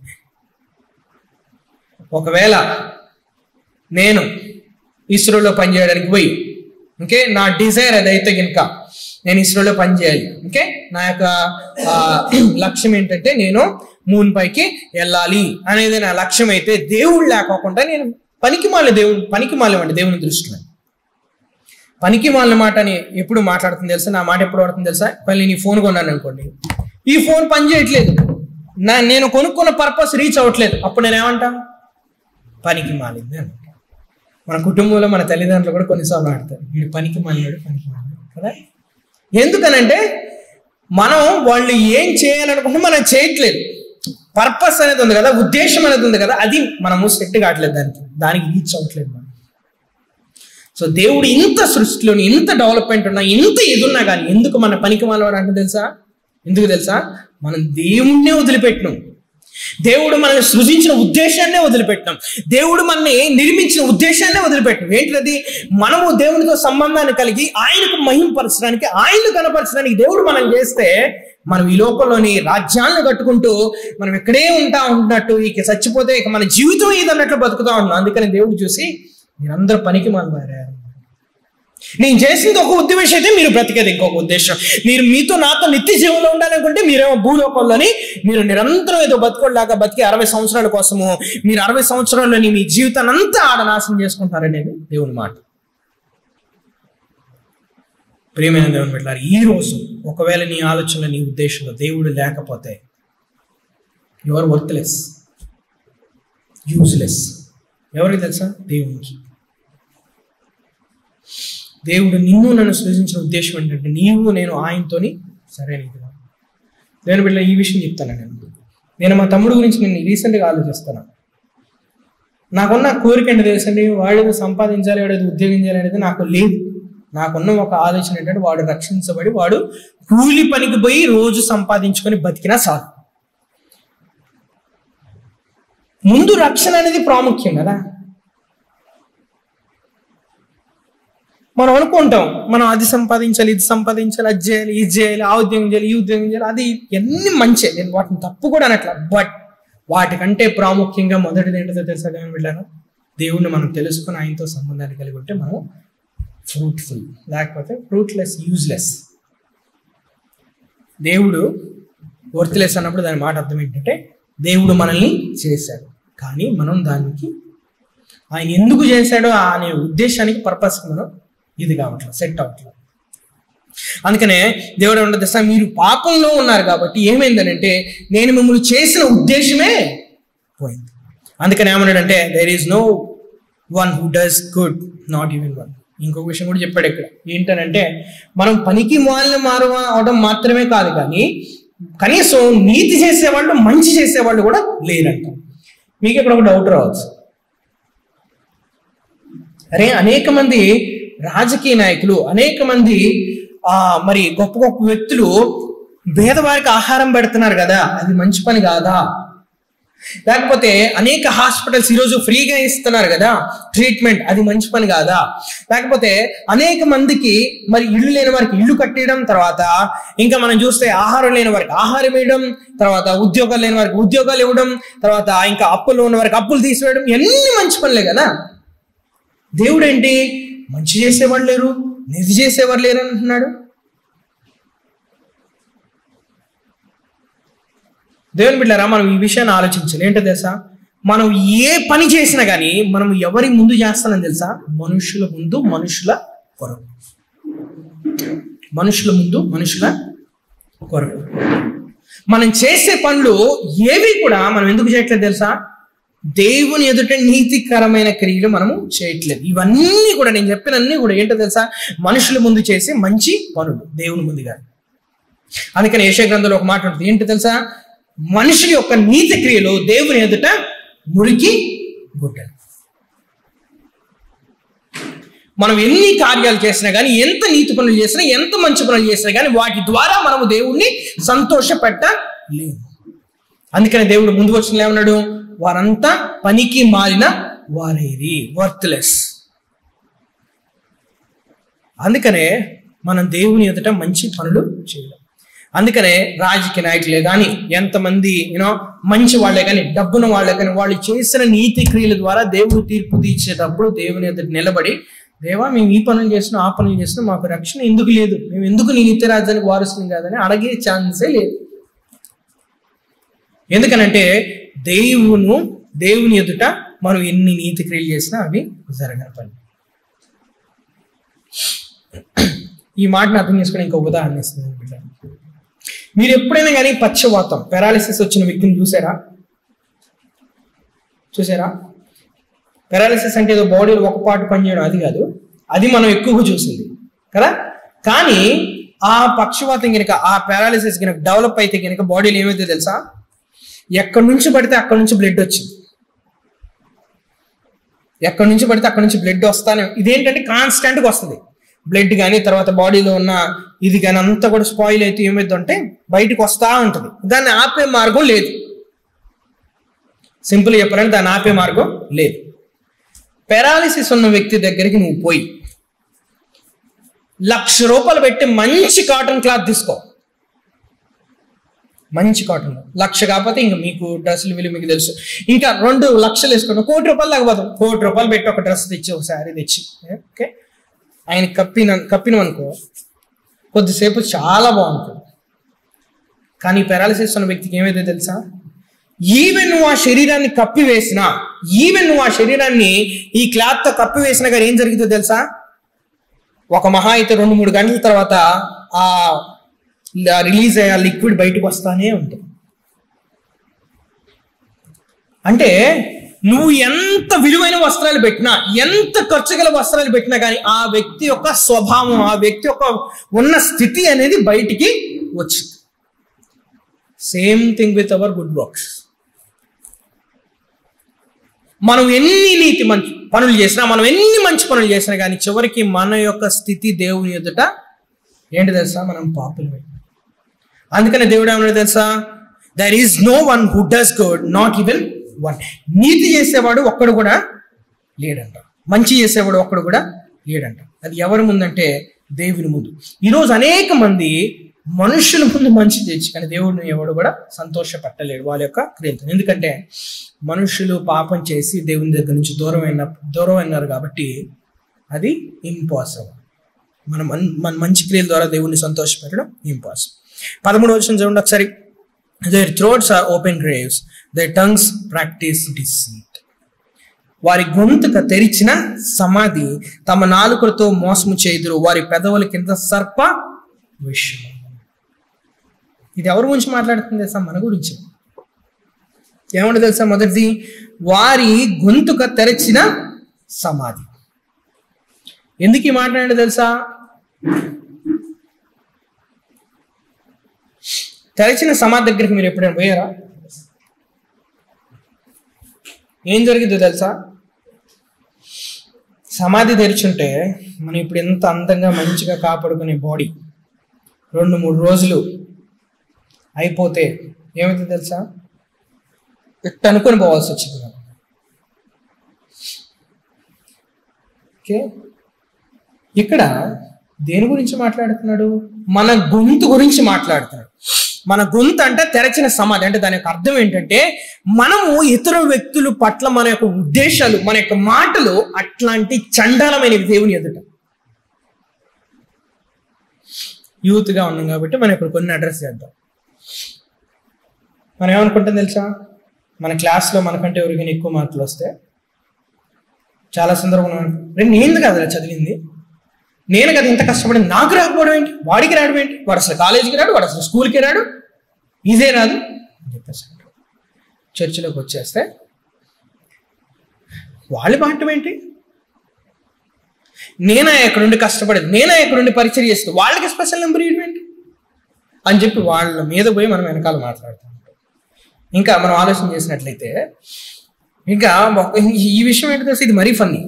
కొంతమంది మంచి డ్రెస్సులు వేసుకొని వచ్చినా కానీ మన మనసు ఆగదు, మన కోరిక వీళ్ళు ఎందుకు ఆయన ఇంత మంచి డ్రెస్సులు వేసుకొని వస్తారా, నేనేమైపోవాలి మరి? లేకపోతే ఒక వ్యక్తి మన దగ్గరకు వచ్చి ఇది తప్పు అని చెప్పినప్పుడు దాని తర్వాత మనం పోయి చేసేది ఏంటి తెలుసు? ఆటోమేటిక్గా వాళ్ళ గురించి మనం సువాసనలు బయటికి ఇస్తూ ఉంటాం. అదే ఇక్కడ పౌలు చెప్పేది, దేవుడు చెప్పలేదు. మనుషుల యొక్క స్వభావం. ఇంకా మీరు కొంతమంది గురించి ఆలోచన చేస్తే బిడ్డరా, అవిశ్వాసాల దగ్గర పోతే ఈవెన్ మీరు కనీసం వాళ్ళ దగ్గర కొన్ని సందర్భాల్లో నిలుచొని వాళ్ళు చెప్పే మాట వినలేరు. ఎందుకు తెలుసా? అంత చండాలంగా మాట్లాడే వాళ్ళు కూడా ఉన్నారు. ఒక స్త్రీని చూసినప్పుడు కానీ, ఒక పురుషుని చూసినప్పుడు కానీ వీళ్ళు డిస్కస్ చేసే విషయాల్లో మనం ఆడ ఉండలేము. సో పాపంలో ఉన్న మనిషి యొక్క స్థితి ఏంటి తెలుసా? వారి నోరంట తెరచిన సమాధి. అంటే అంత పనికి మాలిన మాటలు మనిషిలో నుంచి వస్తాయి. ఇంకొకటి చూడండి, అక్కడ మోసం చేయుదురు, తమ నాలుకలతో మోసం చేయుదురు, వారి పెదవుల కింద సర్ప విషయం ఉన్నది.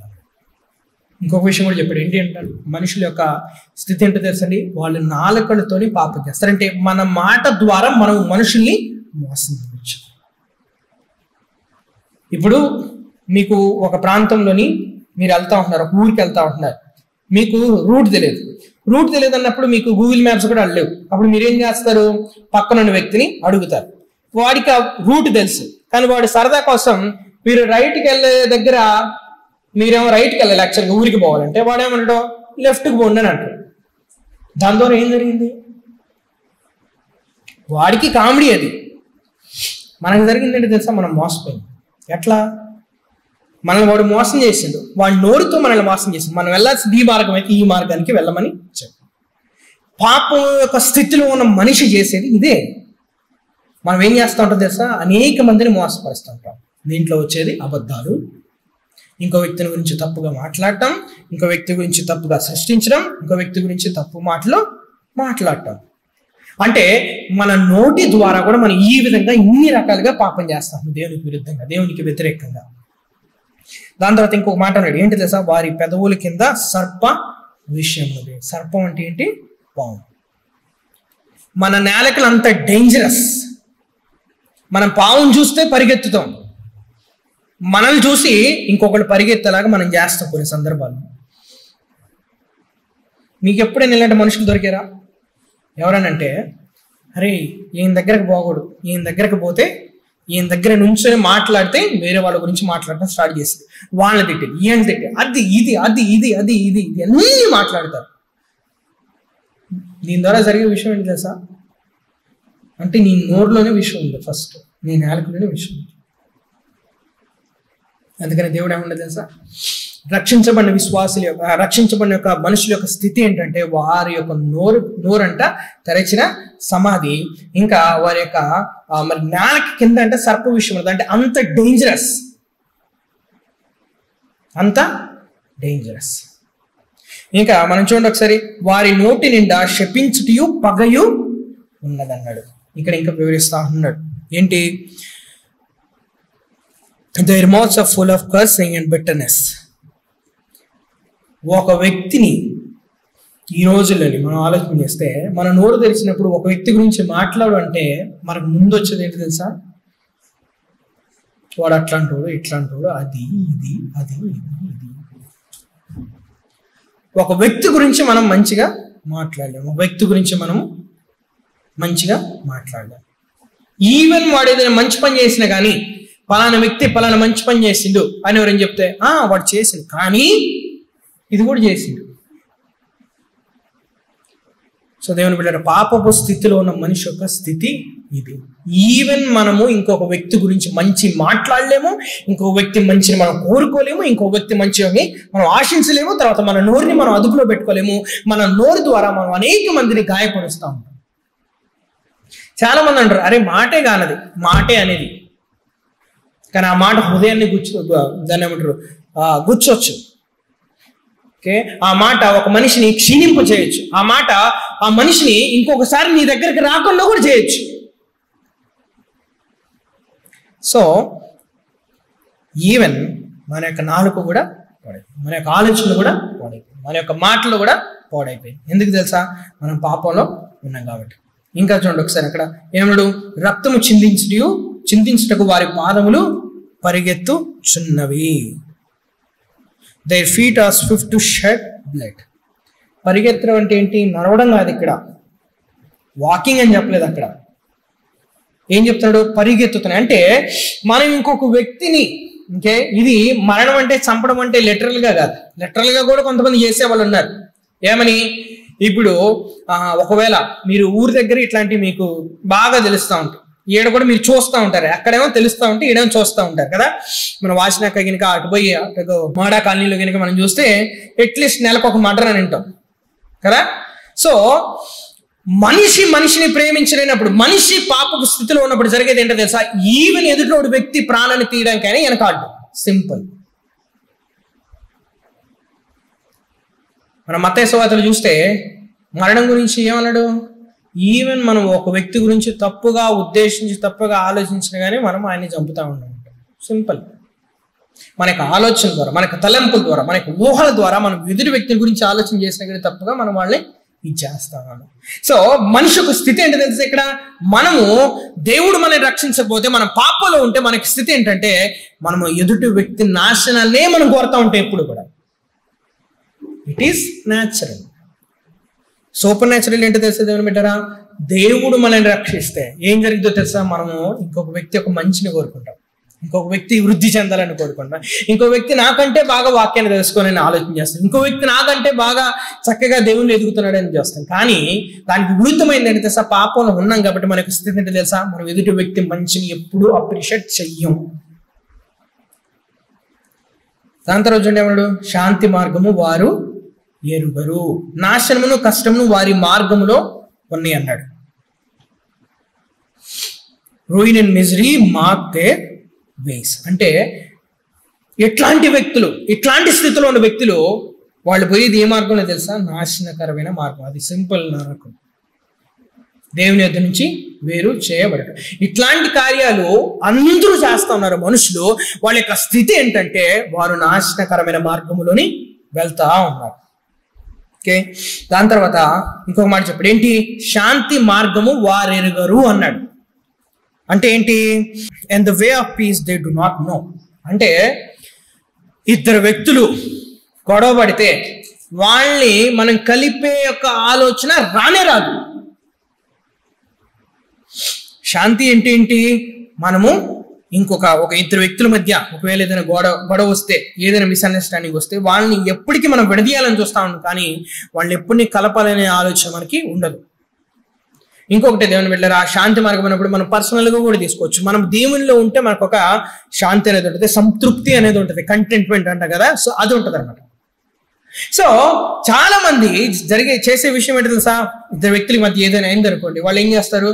దీన్ని సరిగా ఉంచకూడదు, ఈ వ్యక్తిని సరిగా ఉంచకూడదు అని చెప్పేసి ఏం చేస్తారంటే ఆ వ్యక్తి కలిపేది పోయి వాడు అది చేసింది ఇది చేసిండు, నీకు విరుద్ధంగా ఇది మాట్లాడి, నాకు విరుద్ధంగా ఇది మాట్లాడిండు, మన ఇద్దరి గురించి అట్లా చెప్పిండు, మన ఇద్దరి గురించి అది చేసింది ఇది చేసింది అని చెప్పి ఏం చేస్తుంది తెలుసా? కలపాల్సిన సంబంధాన్ని పూర్తిగా.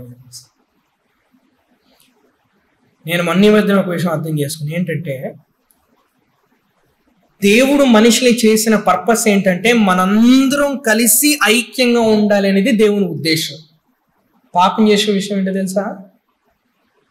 మీరు వేరురా, మేము వేరు, మీరు అది, మేము ఇది, మీకు మాకు ఏ సంబంధం లేదు.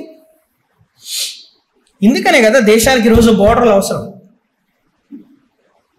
ఒకవేళ మనిషికి ఆలోచింటారే దేవుడు నన్ను రక్షించాడు, దేవుడు నన్ను సృష్టించాడు, దేవుని యొక్క ఉద్దేశం ఏంటంటే మనుషులందరూ కలిసి జీవించాలి అని అంటే ఇట్లాంటి గొడవలు ఎందుకు వస్తాయి? అక్కడి దాకా కూడా వద్దామని పెట్టలేరా. ఈ విషయం మీకు వాన్ చేస్తాను ఏంటంటే, మీరు కనుక క్యాస్ట్ సిస్టాన్ని బేస్ చేసుకొని మీరు సంఘంలో యవనస్తుల్లోని మీరు కనుక వివక్షలు పెట్టుకున్నారు అంటే మీకు సువార్త తెలియదు. సింపుల్. డబ్బును బట్టి మీరు సంఘంలోని విభజన చేస్తా ఉన్నారంటే కనుక మీకు సువార్త తెలియదు. సింపుల్. మీకున్న డ్రెస్ను బట్టి, మీరు వేసుకునే బట్టలను బట్టో, లేకపోతే మీకున్న చదువును బట్టో, మీకున్న జ్ఞానాన్ని బట్టో ఇతర సహోదరిని మీరు వాళ్ళని వేరు చేస్తూ ఉంటుంటే మీకు సువార్త తెలియదు. దయచేసి ఈ విషయంలో మీరు వెళ్ళొద్దు. ఇంకొకటి, క్యాస్ట్ సిస్టాన్ని మీరు నమ్మితే మీరు దీన్ని నమ్మట్లేదు. మీ క్యాస్ట్ సిస్టమ్ గురించి తెలుసో లేదో కానీ క్యాస్ట్ సిస్టమ్ ఎక్కడి నుంచి వచ్చింది తెలుసా? హిందూయిజం నుంచి. సో నువ్వు క్యాస్ట్ని బట్టి నువ్వు వేరైపోతా ఉంటుంటే వాళ్ళకి నాకు సంబంధం లేదు నువ్వు ఆలోచన చేస్తూ ఉంటుంటే దాని అర్థం ఏంటో తెలుసా? నీవు బైబిల్ని పక్కన పెట్టి వేరే మత గ్రంథాలని నమ్ముతా ఉంటున్నావు. ఇంక మీకు ఆ స్టోరీ మీరు గూగుల్లో ఏనండి, మరీ దారుణంగా ఉంటుంది. దేవుడు అంటే ఒకళ్ళు ఎక్కడి నుంచి చేశాడు, ఇంకొకళ్ళు ఎక్కడి నుంచి చేశాడు, ఇంకొకళ్ళు ఎక్కడి నుంచి చేశాడు, ఇంకొకళ్ళు కాళ్ళ నుంచి చేశాడు, ఇంకొకళ్ళు ఎక్కడి నుంచి వచ్చావు కూడా తెలియదు. అది బేస్ చేసుకుని మీరు సంఘాన్ని విభజిస్తూ ఉంటుంటే అది పాపపు యొక్క స్వభావం. అది సువార్తకు తగినట్టు జీవించడం కాదు. ఇంకొకటి, డబ్బుని బట్టో, లేకపోతే మీకున్న క్వాలిఫికేషన్ బట్టో, మీకున్న ఉద్యోగాన్ని బట్టో మీరు సంఘంలోని మనుషుల్ని విభజిస్తూ ఉంటుంటే మీకు సువార్త తెలియదు. ఎందుకంటే సంఘం బై డెఫినేషన్ ఏంటంటే దేవుడు ఆయన యొక్క బిడ్డల్ని, ఆయన రక్షించుకున్న బిడ్డల్ని, వాళ్ళని ఒక గుంపుగా తీసుకొచ్చాడు, వాళ్ళందరూ కలిసి జీవించాలని. అట్లాంటి దగ్గర వీటిని బట్టి మనం గుంపులు తెస్తా ఉంటామంటే దాని అర్థం ఏంటంటే నీకు గాస్పెల్ తెలియదు, నీకు దేవుడు తెలియదు. అరే దేవుడు సంఘాన్ని ఎందుకు కడుతున్నా తెలుసా? మనుషుల్ని యునైట్ చేయడానికి, ఆయన మహిమ కోసం ఆయన మనుషుల్ని జతపరుస్తా ఉన్నాడు. అట్లాంటి సందర్భంలో మరలా మనం వీటిని తీసుకొచ్చి క్యాస్ట్ ని, మనకున్న క్వాలిఫికేషన్ బట్టి, మనకున్న డబ్బును బట్టి మనం వేరు చేస్తున్నామంటే మనకు గాస్పెల్ తెలియదు. నేను ఎందుకు ఇదంతా చెప్తా ఉన్నానంటే దాని బిడ్డరా, శాంతి మార్గం మనం వెతికే వాళ్ళం కాదు. మనందరం కలిసి జీవించాలి, మనందరం కలిసి బ్రతకాలి, మన దేవుడిని మహింపరచాలి. దేవుడు చేసింది ఎందుకని అనేది వదిలిపెట్టేసి మనం ఏం చేస్తాం తెలుసా? వీళ్ళకి మనకు సంబంధం, వీళ్ళకి మనకు సంబంధం లేదు, వీళ్ళకి మనకు సంబంధం లేదు. ఇంకొకటి, ఊరిని బట్టి కూడా మీరు సిటీలోకి వచ్చారని చెప్పేసి ఎప్పుడు భేదాలు తీసుకురావాలి. వాళ్ళు ఆంధ్ర, వీళ్ళు తెలంగాణ, వాళ్ళు విజయవాడ, వీళ్ళు హైదరాబాద్, వాళ్ళు కర్నూలు, వీళ్ళు కడప అని డివిజన్ తీసుకొస్తే మీకు గాస్పెల్ తెలియదు.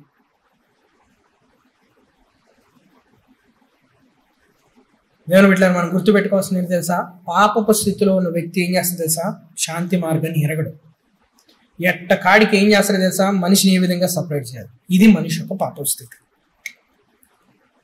లాస్ట్లో ఇంకో విషయం చెప్పాడు ఏంటి? There is no fear of God before their eyes. ఏంటంట? వారి కన్నులు ఎదుట దేవుని భయము లేదు. నా జీవితంలో రిగ్రెట్ అయింది ఈ విషయం దగ్గరే చాలా సందర్భాలు. ఏంటో తెలుసా? దేవుని భయం మెయింటైన్ చేయడం లేకపోవడం, దేవుని భయం లేకపోవడం. నేను క్వశ్చన్ చెప్తాను దేవుని బిడ్డ, మనం కరెంటుకు భయపడినంత దేవునికి భయపడం. మనము ఒక క్యాండిల్కి భయపడినంత దేవునికి భయపడం. మనము నీటికి భయపడినంత దేవునికి భయపడం. ఇది మరీ విషాదకరం కదా. నీటి దగ్గరకు పోయి దూకాలి అంటే భయం వేస్తుంది, ఎందుకు? ప్రాణం పోద్దని తెలుసు. కరెంట్ దగ్గర పోయి పట్టుకోవాలి అని అంటే కరెంట్ షాక్ కొట్టేదని తెలుసు, ప్రాణం పోతుందని తెలుసు. ఇంకో వైపున మంట దగ్గరకు పోయి మంటలో పడాలి అంటే, మంటను కట్ చేయాలంటే భయం వచ్చింది, ఎందుకు? నీ ప్రాణానికి హాని జరిగేది కాబట్టి. బట్ మనందరం మర్చిపోయిన విషయం ఏంటి తెలుసా? మనకి దేవుని భయం లేదు. అందుకని ఏం చేస్తుంది తెలుసా? మనం బయట ఉన్నప్పుడు, మనం ఒంటరిగా ఉన్నప్పుడు మనం పాపం చేస్తాం. దేవుణ్ణి అడుగుతాను కొన్ని రోజులు, దేవా నాకు ఈ ఒక్క ప్రిన్సిపల్ని అప్లై చేసుకొని సహాయం చేయి కంటిన్యూస్గా. అరే దేవుడు మన జీవితంలో ఉన్నాడు, మనం చూస్తున్నాడు, మనకు ఆయన భయం ఉంటే కనుక మనం ఎక్కడికి పోయినా కానీ పరిశుద్ధంగానే బ్రతుకుతాం. కానీ ఈ విషయాన్ని పక్కన పెడతాం మనం. దేవుని బిడ్డలారా, దైవ భక్తి కలిగిన వ్యక్తి, గాడ్లీ మ్యాన్ అంటాం కదా మన ఇంగ్లీష్లో, ఎవరో తెలుసా? A man who leaves always in the fear of God. Simple. నువ్వు తెల్లని బట్టలు వేసుకుంటే నువ్వు గాడ్లీ మ్యాన్ కాదు. నువ్వు పాటలు పాడినంత మాత్రాన్ని గాడ్లీ మ్యాన్ కాదు. నువ్వు వార్తను ప్రకటించినంత మాత్రాన్ని గాడ్లీ మ్యాన్ కాదు. ఇట్లా నిలబడి వాక్యం చెప్పినంత మాత్రాన్ని గాడ్లీ మ్యాన్ కాదు. అరిసి చెప్పినంత మాత్రాన్ని గాడ్లీ మ్యాన్ కాదు. గాడ్లీ మ్యాన్ ఎప్పుడు తెలుసా? ఎవడూ లేనప్పుడు మనం పరిశుద్ధంగా బ్రతికితే అది గాడ్లీ మ్యాన్ క్యారెక్టర్. ప్రతిసారి నేను దీని గురించి రిగ్రెట్ అవుతాను నిజంగా. ఎందుకనంటే చేసిన పాపం వల్ల, అది మాట ద్వారా, తలంపు ద్వారా, ఆలోచన ద్వారా, క్రియ ద్వారా, దేని ద్వారానైనా కానీ మనం ఎందుకు చేస్తాం తెలుసా? We don't fear God. మన దేవునికి భయపడ, అదే మెయిన్ కాదు. యవన ప్రాయంలో మనం తెలుసుకోవాల్సిన తెలుసా? దేవా నీ భయాన్ని నాకు దయచేయి. అందుకని ఒక వ్యక్తి అన్నాడు, every time that you wake up in the morning tell yourself that you are in the presence of God wherever you go. ప్రతి ఉదయం నువ్వు లేచిన తర్వాత నువ్వు గుర్తుంచుకోవాల్సిన విషయం ఏంటి తెలుసా? నువ్వు జ్ఞాపకం తెచ్చుకోవాల్సిన విషయం ఏంటి తెలుసా? నీవు దేవుని యొక్క ప్రసన్నతలోని, దేవుని యొక్క ప్రజెన్స్ నీ దగ్గర ఉంది, దేవుడు నిన్ను చూస్తా ఉన్నాడు అనేది గుర్తుపెట్టుకుంటే నువ్వు చేసే పాపాలు చాలా చిన్న. లాస్ట్ టైం మీరు ఎప్పుడు పాపం చేశారో ఆలోచన, ఒక్కసారి ఆలోచన. ఆ చేసిన పాపం ఒకవేళ దేవుడు ఉన్నాడు అనేది నీకు గుర్తుంటే, నీకు మైండ్లో ఉంటే, దేవుడు నేను చేసేది చూస్తున్నాడు అనే ఆలోచన నువ్వు ఆ పాపం చేస్తావా? మనకి మనుషుల భయం ఉంది, అందుకనే రూములో తలుపులు వేసుకుని పాపం చేస్తాం. లేకపోతే వేరే ఊరికి పోయి పాపం చేస్తాం, వేరే ప్రాంతానికి పోయి పాపం చేస్తాం. ఎందుకు? వాళ్ళు మనం చూస్తారేమో అని. మనం మర్చిపోయే విషయం ఏంటి తెలుసు దేవుని బిడ్డలారా? ఇక్కడ నుండి నేను కూడా చెప్తున్నా కదా, దేవుని భయం, దేవుడు చూస్తున్నాడని. ఇది పాపపు స్థితిలో ఉన్న వ్యక్తుల యొక్క పరిస్థితి ఏంటో తెలుసా? ఏంటంటే వాళ్ళకి దేవుని భయం లేదు. అందుకనే కదా విగ్రహారాధన చేసేది, అందుకనే కదా ఎట్లా పడితే అట్లా ఉండేది, అందుకనే కదా ఎక్కడ పడితే ఏ పాపం పడితే ఆ పాపం చేసేది. అరే ఒక దేవుడు ఉన్నాడు, ఆయనకి లెక్కప్పు చెప్పాలా, ఆయన నాకు తీర్పు తెచ్చిపోతా ఉన్నాడు, ఆయన ఒకవేళ నేను ఆయనకి ఇష్టానుసారంగా జీవించకపోతే, ఆయన రక్షణ మార్గాన్ని నేను తెలుసుకోపోతే నరకానికి పంపిస్తారనేది ఎరిగితే అప్పుడు మన జీవితంలో భయం వచ్చింది. ఎంత ఇది కదా, మనం కరెంటుకి భయపడినంత దేవునికి భయపడలేదు, నిప్పుకి భయపడినంత భయం మనకి దేవునికి లేదు, మనుషులకు భయపడే అంత మనకు దేవునికి భయపడలేదు. పాపంలో ఉన్న వ్యక్తి యొక్క స్వభావం ఏంటి తెలుసా దేవుని బిడ్డలారా? ఆయన దేవునికి భయపడలేడు. అందుకనే ఇక్కడ చాలా స్పష్టంగా చెప్పాడు, ఏమని? వారి కన్నుల ఎదుట దేవుని భయం లేదు. 19వ వచనం ఇప్పుడు, ప్రతి నోరు మూయబడినట్లు సర్వలోకము దేవుని శిక్షకు పాత్రమైనట్లు ధర్మశాస్త్రం చెప్పుచున్న వాటి ధర్మశాస్త్రంలోనైన వారికి చెప్పుచున్నదని ఎరుగుదము అన్నాడు. మళ్ళా కాంటెక్స్ట్ లో వద్దాం. మొదటి అధ్యాయంలోనే అన్యులు పాపులు అన్నాడు, రెండో అధ్యాయంలో యూదులు పాపులు అన్నాడు, మూడో అధ్యాయం దగ్గరికి వచ్చేసరికి ఏమంటే తెలుసా? ఈ లోకంలో నివసించే ప్రజలందరూ కూడా పాపము చేసిన వారే, పాపము స్వభావం కలిగిన వారే, పాపం చేసే దేవుని నుంచి దూరం అయిపోయారని చెప్పేసి పాపపు స్వభావాల క్యారెక్టర్స్ ఇచ్చాడు. పాపం స్వభావం ఉంటే మనం ఏం చేస్తామనంటే, మనము దేవుణ్ణి వెదకము, దేవుణ్ణి వెంబడించము, దేవుడు ఉన్నాడని తెలుసుకోకుండా మనకి ఇష్టం వచ్చినట్టు బ్రతుకుతాము, మనము దేవుని మార్గాన్ని విడిచిపెడతాము, మనం మంచి చేయము, మనము ఇతరుల గురించి తప్పు మాట్లాడతాము, ఇతరుల గురించి చెడు క్రియలు చేస్తాము, మన నోటిని శపించబడే ఒక ఆలోచన ఉంటుంది, మనం ఇతరులు చంపడానికైనా సిద్ధపడతాం, మనము నాశనకరమైన మార్గంలో ఉన్నాం, మనము శాంతి మార్గాన్ని ఎరగము. ఇవన్నీ చెప్పిన తర్వాత మనకు దేవుని భయం లేదని చెప్పిన తర్వాత ఏమంటే తెలుసా? ప్రతి నోరు మూయబడినట్లు సర్వలోకము దేవుని శిక్షకు పాత్రమగునట్లు అన్నాడు. అంటే ఏంటి తెలుసా? ఈ లోకంలో ఉన్న వ్యక్తులందరూ యేసుక్రీస్తు లేకపోతే, యేసుక్రీస్తు చనిపోకపోతే దేవుని ఎదుట నోరు మూసుకొని నుంచోవాలి దేవుడు శిక్షించేటప్పుడు. ఇంగ్లీష్లో చూడండి ఏమనందో, now we know that whatever the law says, it says to those who are under the law, the whole world held accountable to God. Accountable అంటే ఏంటి? దేవుని ఎదుట మనము లెక్క అప్పు చెప్పాలి. పౌలు చెప్పే విషయం ఏంటి తెలుసా? మనమంట అక్కడ నోరు మూసుకొని ఇట్లా నుంచోవాలంటే దేవుడు తీర్పు తీసి నరకానికి పంపిస్తూ ఉంటాడు. ఎందుకంటే దేవుడు మనం చేసింది ఒక పర్పస్, మనం జీవించేది ఇంకొక పర్పస్. అందుకనే మొదట్లో నేను చెప్పాను, దేవుడు మనల్ని ఏమంటే తెలుసా? Useless, worthless. తెలుగులో స్పష్టంగా రాదు, మనం పనికి మాలిన మనం అయిపోయాం దేవుళ్ళ. సర్వలోకము దేవుని శిక్షకు పాత్రమగునట్లు అన్నాడు. అంటే ఏంటి? ఈ లోకంలో ఉన్న ప్రజలందరూ కూడా దేవుడి యొక్క నీతి తీర్పుకు అర్హులు. ధర్మశాస్త్రం చెప్పుచున్న వాటి యందు ధర్మశాస్త్రమునకు లోనైన వారితో చెప్పుచున్నదని ఎరుగుంది. ఏలైనగా ధర్మశాస్త్రమైన సంబంధమైన క్రియల మూలంగా ఏ మనుషుడు ఆయన దృష్టికి నీతిమంతులుగా తీర్చబడడు. ధర్మశాస్త్రం వల్ల పాపం ఎటుదో తెలియజేయబడుతున్నది అన్నాడు. దేవుని బిడ్డలారా, మన యొక్క పరిస్థితి ఏంటో తెలుసా? మన యొక్క స్థితి ఏంటో తెలుసా? మనమంట మనకి ఎక్స్క్యూజ్ లేదు. ఇక దేవుని దగ్గర నుంచి తప్పించుకునే ఒక ఎక్స్క్యూజ్ లేదు. దేవుని దగ్గర నుంచి తప్పించుకునే మార్గం లేదు. దేవుని యొక్క శిక్షణ పొందుకోవడానికి సిద్ధంగా ఉన్నాం మనం, అంతేగాని ఇక దేవుని దగ్గర నుంచి తప్పించుకునే మార్గం వేరేదేం లేదు. ధర్మశాస్త్రం అంటారా? మనం చేసే మంచి క్రియల వల్ల అంటారా? వాటి వల్ల రక్షించబడలేరు.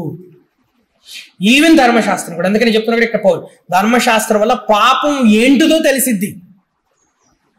నీకు వాక్యం వల్ల పాపం ఏంటిదో తెలిసిద్ది. కానీ దేవుడు నిన్ను రక్షించకపోతే, దేవుని యొక్క జీవితాన్ని మార్చకపోతే, దేవుని యొక్క సువార్తను అంగీకరించకపోతే, యేసుక్రీస్తు చేసిన త్యాగాన్ని నువ్వు గుర్తించకపోతే నీ జీవితంలో మార్పు రాదు. అందుకని ఏమంటే తెలుసా? 21వ వచనం, ఇది చాలా ఇంపార్టెంట్. ఇది మీకు అందరూ తెలుసు, కానీ నేనేం చేస్తాను? రివిజన్ చేస్తాను అంతే. ఏమంటే అక్కడ చూడండి, ఇట్లుండగా అన్నాడు. ఇట్లుండగా అనే మాట ఎప్పుడు వాడతాం మనం? But now apart from the law అన్నాడు కదా. అంటే మనుషుల స్థితి ఇది ఏంటి? మనుషులందరూ పాపం చేసి దేవుని యొక్క ఉగ్రతను పొందుకునే వాళ్ళుగా ఉన్నారు, దేవుని యొక్క తీర్పును పొందుకునే వాళ్ళుగా ఉన్నారు, దేవుని యొక్క శిక్షను పొందుకునే వాళ్ళుగా ఉన్నారు, దేవుని యొక్క శిక్షను పొందుకోవడానికి అర్హులుగా ఉన్నారు. వాళ్ళు దేవుని ఎదుట నోరు మూసుకొని ఉంచున్నారంటే వాళ్ళకి ఏ ఎక్స్క్యూజు లేదు, దేవుని ఎదురు నుంచి తప్పించబడే మార్గము లేదు. అట్లుండగా అంటే అట్లాంటి స్థితిలోని ఏం జరిగిందో తెలుసా? చూడండి అక్కడ ఏమనుంది? దానికి ధర్మశాస్త్రంకు వేరుగా దేవుని నీతి బయలుపరచు. దానికి ధర్మశాస్త్రమును ప్రవక్తను సాక్ష్యం ఇచ్చున్నారు. అంటే మనుషుల స్థితి ఇది, కానీ దేవుడు ఏం చేస్తాడు తెలుసా? He is bringing something else. మనుషులు తీర్పు పొందుకోవడానికి అర్హులుగా ఉన్నారు, మనుషులు దేవుని యొక్క ఉగ్రతను పొందుకోవడానికి అర్హులుగా ఉన్నారు. మనుషులు చేసేది ఏమీ లేదు. మనం తెలుగులో ఈ మాట అంటాం కదా, అంతా అయిపోయిందిరా, మనం ఏం చేసేది లేదు ఇప్పుడు అని. అది మనుషుల సిచ్యువేషన్. కానీ దేవుడు ఒక మార్గాన్ని తీసుకొస్తున్నాడు. ఏంటి తెలుసా? మార్గము దేవుని నీతి బయలుపరుస్తూ ఉన్నాడు. గాడ్స్ రైచియస్నెస్ అని ఆయన డిస్ప్లే చేస్తున్నాడు. ఏంటంటే ఆ నీతి మనకి ముందు రాయబడింది, కాబట్టి దాన్ని మనం ధ్యానం చేద్దాం. దాని తర్వాత మనము ఈ యొక్క సెషన్ ముగించుకుందాం. Okay, right. ఇట్లుండగా ధర్మశాస్త్రం వేరుగా దేవుని నీతి బయలుపరుచున్నాయి. దానికి ధర్మశాస్త్రం ప్రవక్తలు సాక్ష్యం ఇస్తున్నారు. ప్రవక్తలు ధర్మశాస్త్రం అంటే ఏంటి? పాత నిబంధన మొత్తం చెప్పేది దీని గురించే. పాత నిబంధన చెప్పేది మొత్తం దీని గురించే అని సాక్ష్యం ఇస్తా ఉన్నాడు. ఏంటంట చూడండి అక్కడ, అది యేసు క్రీస్తునందు విశ్వాస మూలమునదై నమ్ము వారందరికీ కలుగు దేవుని నీతి అయి ఉన్నది. ఇంగ్లీష్ లో కూడా నేను ఒకసారి చదువుతాను. Okay, this righteousness is given through faith in Jesus Christ to all who believe. There is no difference between Jew and Gentile, for all have sinned and fall short of the glory of God. మనుషుల స్థితి ఈ విధంగా ఉంటే దేవుడు ఒక అద్భుతమైన ప్రణాళిక తీసుకొచ్చాడు. ఏంటో తెలుసా? అది ఎవరి ద్వారా తెలుసా? యేసుక్రీస్తు ద్వారా. యేసుక్రీస్తు ద్వారా ఆయన అన్నాడు, యేసుక్రీస్తునందు విశ్వాస మూలముదై అన్నాడు. అంటే ఏంటి? యేసుక్రీస్తునందు నమ్మడం ద్వారా మాత్రమే. మళ్ళా ఇక్కడ క్రియల గురించి ఆయన చెప్పట్లేదు, యేసుక్రీస్తుని నమ్మడం ద్వారా మాత్రమే. ఏంటంట? నమ్ము వారందరికీ కలుగు దేవుని నీతి అన్నది. ఇటువైపునేమో మనుషులు ఏమయ్యారు? ఫస్ట్ ఏమంటే దేవుడు నీతి చేసేవాడు ఎవడు లేడు అన్నాడు, అందరూ అనీతిమంతులు అయ్యారు అన్నాడు. కానీ దేవుడు పెట్టే మార్గం ఏంటో తెలుసా? యేసుక్రీస్తు ద్వారా మరలా ఈ పాపంలో ఉన్న వ్యక్తిని, ఈ అనీతిమంతులైన వ్యక్తిని ఆయన నీతిమంతులుగా చేసే ఒక కార్యాన్ని తీసుకొచ్చాడు. అదే గాస్పెల్. చూడండి ఒకసారి, ఏ భేదము లేదు. మళ్ళీ రిపీట్ చేస్తాడు, అందరూ పాపం చేసి దేవుడు అనుగ్రహించి మహిమను పొందలేకపోతా ఉంటాడు. ఇక్కడ చూడండి, ఏ భేదం లేదు అన్నాడు. ఇక్కడ ఆల్ కానీ నో అని కానీ అనే మాట 9 సార్లు వాడబడింది. అంటే దానికి చెప్పినప్పుడల్లా అర్థం ఏంటంటే, భూలోకంలో ఒక్క వ్యక్తి లేడు దేవుని ఎదుట నిలబడి నేను దేవుని రాజ్యానికి అర్హుడని చెప్పే వ్యక్తి యేసుక్రీస్తు లేకపోతే. మళ్ళీ ఇక్కడ ఏమన్నాడు, ఏ భేదం లేదు, there is no difference. America వాళ్ళు కానీ, ఆస్ట్రేలియా వాళ్ళు కానీ, ఇండియా వాళ్ళు కానీ కదా, విజయవాడ వాళ్ళు కానీ, తర్వాత హైదరాబాద్ వాళ్ళు కానీ, లేకపోతే కడప వాళ్ళు కానీ, కర్నూలు వాళ్ళు కానీ, ప్రతి ఒక్కళ్ళకి భేదం లేదంట. అందరూ ఏం చేశారు తెలుసా, పాపం చేసి దేవుడు అనుగ్రహించే మహిమను పొందలేకపోతా ఉన్నారు. పాపం అంటే ఏంటి బిడ్డ? దేవుడు చెప్పిన మాటను మనం అతిక్రమించడమే పాపం. దేవుడు మనకి చెప్పింది చేయకపోవడం పాపమే, చెయ్యొద్దని దాన్ని చేసిన పాపమే. సో పైన డిస్క్రైబ్ చేశాడు కదా ఈ విషయాలన్నీ. మనము ఇతర వ్యక్తి గురించి తప్పుగా మాట్లాడటం, మనం దేవుణ్ణి వెతకకపోవడము, మనము తర్వాత నీతి చేయకపోవడము, మనము ఇతర వ్యక్తిని చంపాలని ఆలోచించడం, ఇతర వ్యక్తిని తప్పుగా గురించి మాట్లాడటం, మనం కోప్పడం, ఇవన్నీ కూడా పాపమే. అందుకనే ఏమంటే ఏ భేదం లేదు, భూలోకంలో ఉన్న ప్రజలందరూ పాపము చేసిన వాళ్ళే. దానివల్ల ఏం జరిగింది సార్? దేవుడిచ్చే మహిమను, దేవుడు వాళ్ళని ఎందుకు చేశాడో, దేవుడిచ్చే ఘనతను, దేవుడిచ్చే రాజ్యాన్ని, దేవుడితో జీవించే జీవితాన్ని వాళ్ళు పొందుకోలేక పోతా ఉన్నారు. ఇక్కడ చెప్తా ఉన్నాడు, కాబట్టి నమ్మువారు ఆయన కృపచేతనే క్రీస్తు యేసునందరి విమోచన ద్వారా ఉచితముగా నీతిమంతులుగా తీర్చబడుచున్నారు అన్నాడు. మనిషికి మార్గం అనేది లేదు, ఇంకొక మార్గం, కేవలం యేసు క్రీస్తుని నమ్మడమే మార్గం. అందుకని యోహాను సువార్త 14:6 ఏమన్నది? యేసు ఏం చెప్పాడు? నేనే మార్గము, సత్యమును, జీవమును, I'm the truth and I'm the light, I'm the way. నా ద్వారా తప్పితే ఇంకా ఎవడు కూడా దేవుని యొద్దకు చేరలేడు. అందుకని పౌలు చెప్తాడు, కాబట్టి నమ్మువారు కేవలము, ఈ మాట చాలా ఇంపార్టెంట్, ఆయన కృప చేతనే అన్నాడు. కృప అంటే ఏంటి? దేవుడు మనం ఏదైతే పొందుకోవడానికి అర్హులం కాదో దాన్ని మనకి ఇచ్చాడు. రక్షణ అనేది మనం కొనుక్కునేది కాదు, రక్షణ అనేది మనం సంపాదించేది కాదు, రక్షణ అనేది మనము అర్న్ చేసేది కాదు, రక్షణ అనేది కృప ద్వారా వచ్చేది. అందుకనే ఆయన ఏమంటే, కాబట్టి నమ్మువారు ఆయన కృప చేతనే క్రీస్తు యేసునందలి విమోచన ద్వారా ఉచితముగా నీతిమంతులుగా తీర్చబడుచున్నారు అన్నాడు. 2 మాటలు ఇంపార్టెంట్. ఒకటి, క్రీస్తు యేసునందు అంటే నీవు రక్షించబడాలి అని అంటే, నీవు విమోచించబడాలంటే, నీవు నీతిమంతులుగా అవ్వాలంటే, నీవు దేవుడితో సంబంధం కలిగి ఉండాలంటే అది ఎవరి ద్వారా తెలుసా? నీ బేసిస్, నీ ఫౌండేషన్ ఏంటో తెలుసా? నువ్వు వెళ్ళే మార్గం ఏంటో తెలుసా? క్రీస్తు యేసు.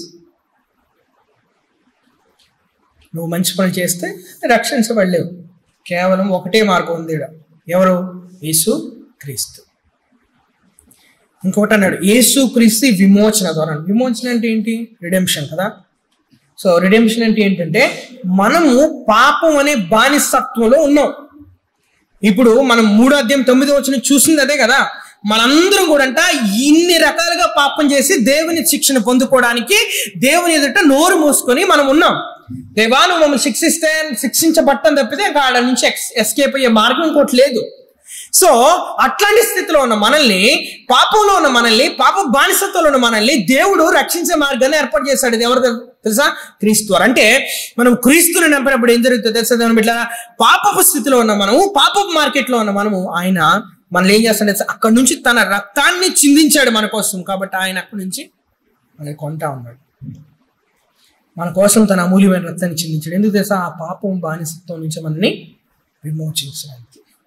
ఇక్కడ నేను సువార్త గురించి కొద్దిసేపు స్పెండ్ చేయాలనుకున్నాను. ఏంటంటే సువార్త చాలా సింపుల్. ఏంటంటే మన మనుషులమైన మన స్థితి మనం చూసిన ఆల్రెడీ. మనం ఆ స్థితిలో ఉన్నాం. దేవుని శిక్షణ పొందుకోవడానికి అర్హులుగా ఉన్నాం. దేవుని యొక్క శిక్షణ నుంచి తప్పించుకునే మార్గం ఇంకొకటి లేదు. దేవుని దగ్గర నుంచి మనం వేరవ్వలేము.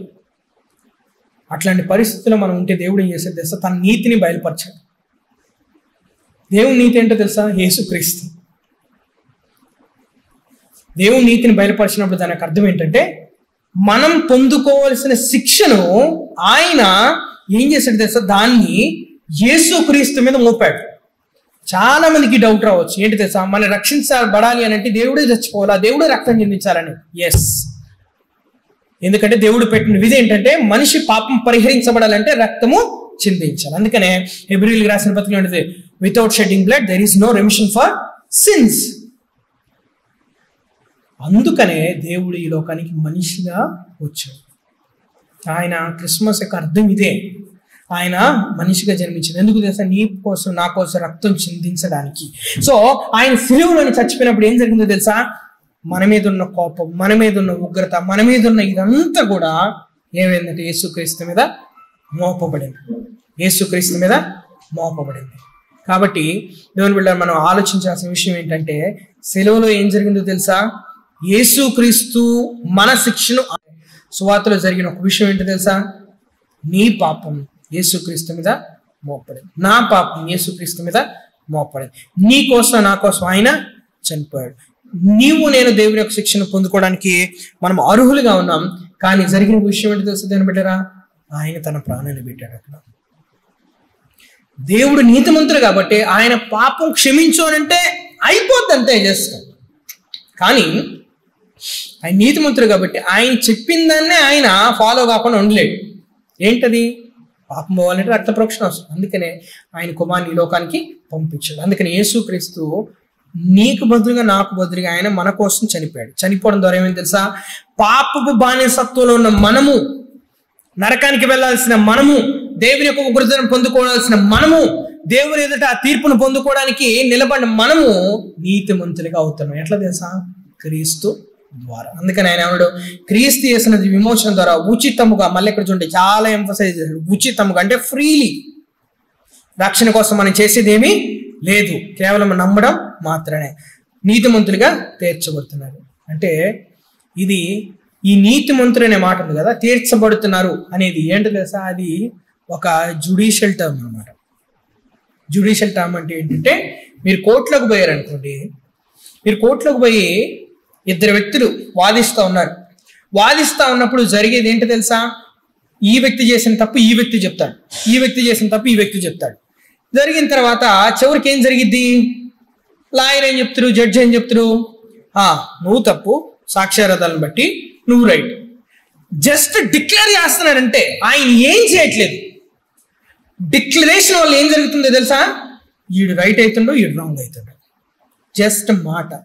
సో దేవుడు నీతిమంతుడిగా తీర్చాడంటే దానికి అర్థం ఏంటంటే హీఈస్ జస్ట్ డిక్లేరింగ్ ఇట్ అంతే.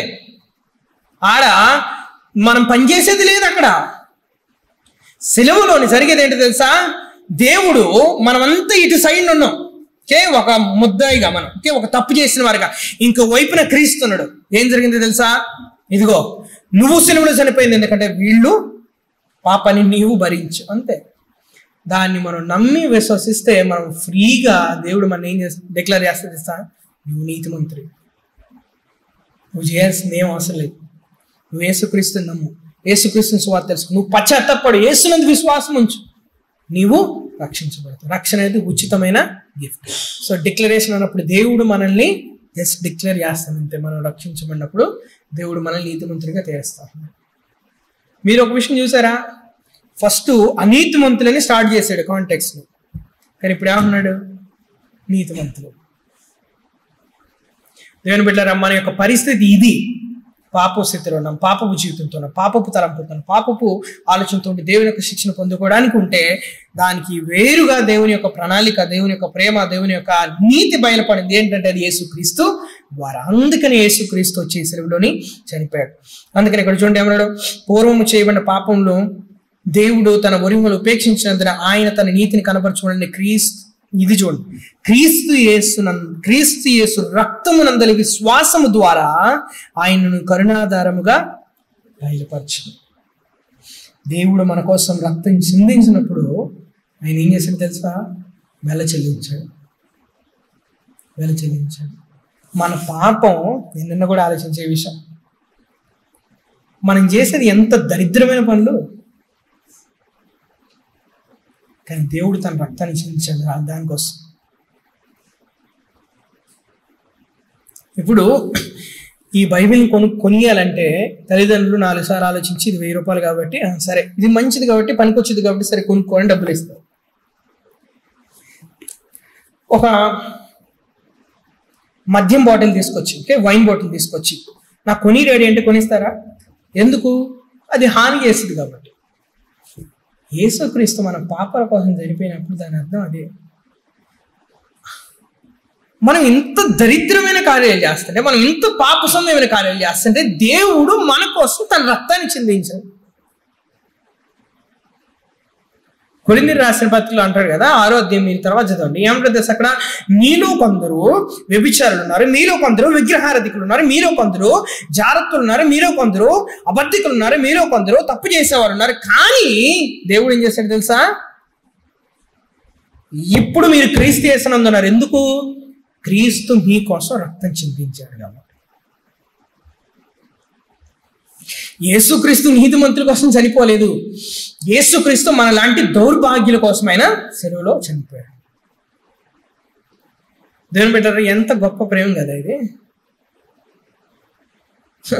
మనకి ఎవరైనా తప్పు చేస్తే మనం ఇంకొకసారి ఆ వ్యక్తితో మాట్లాడడానికి కూడా ఇష్టపడం, ఇంకొకసారి మనం పలకటానికి ఇష్టపడం.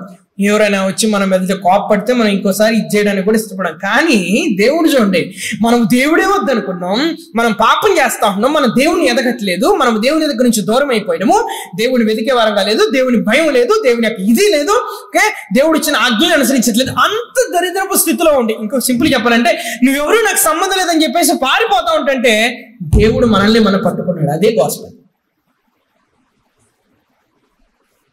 అది ఎట్లా తెలుసా?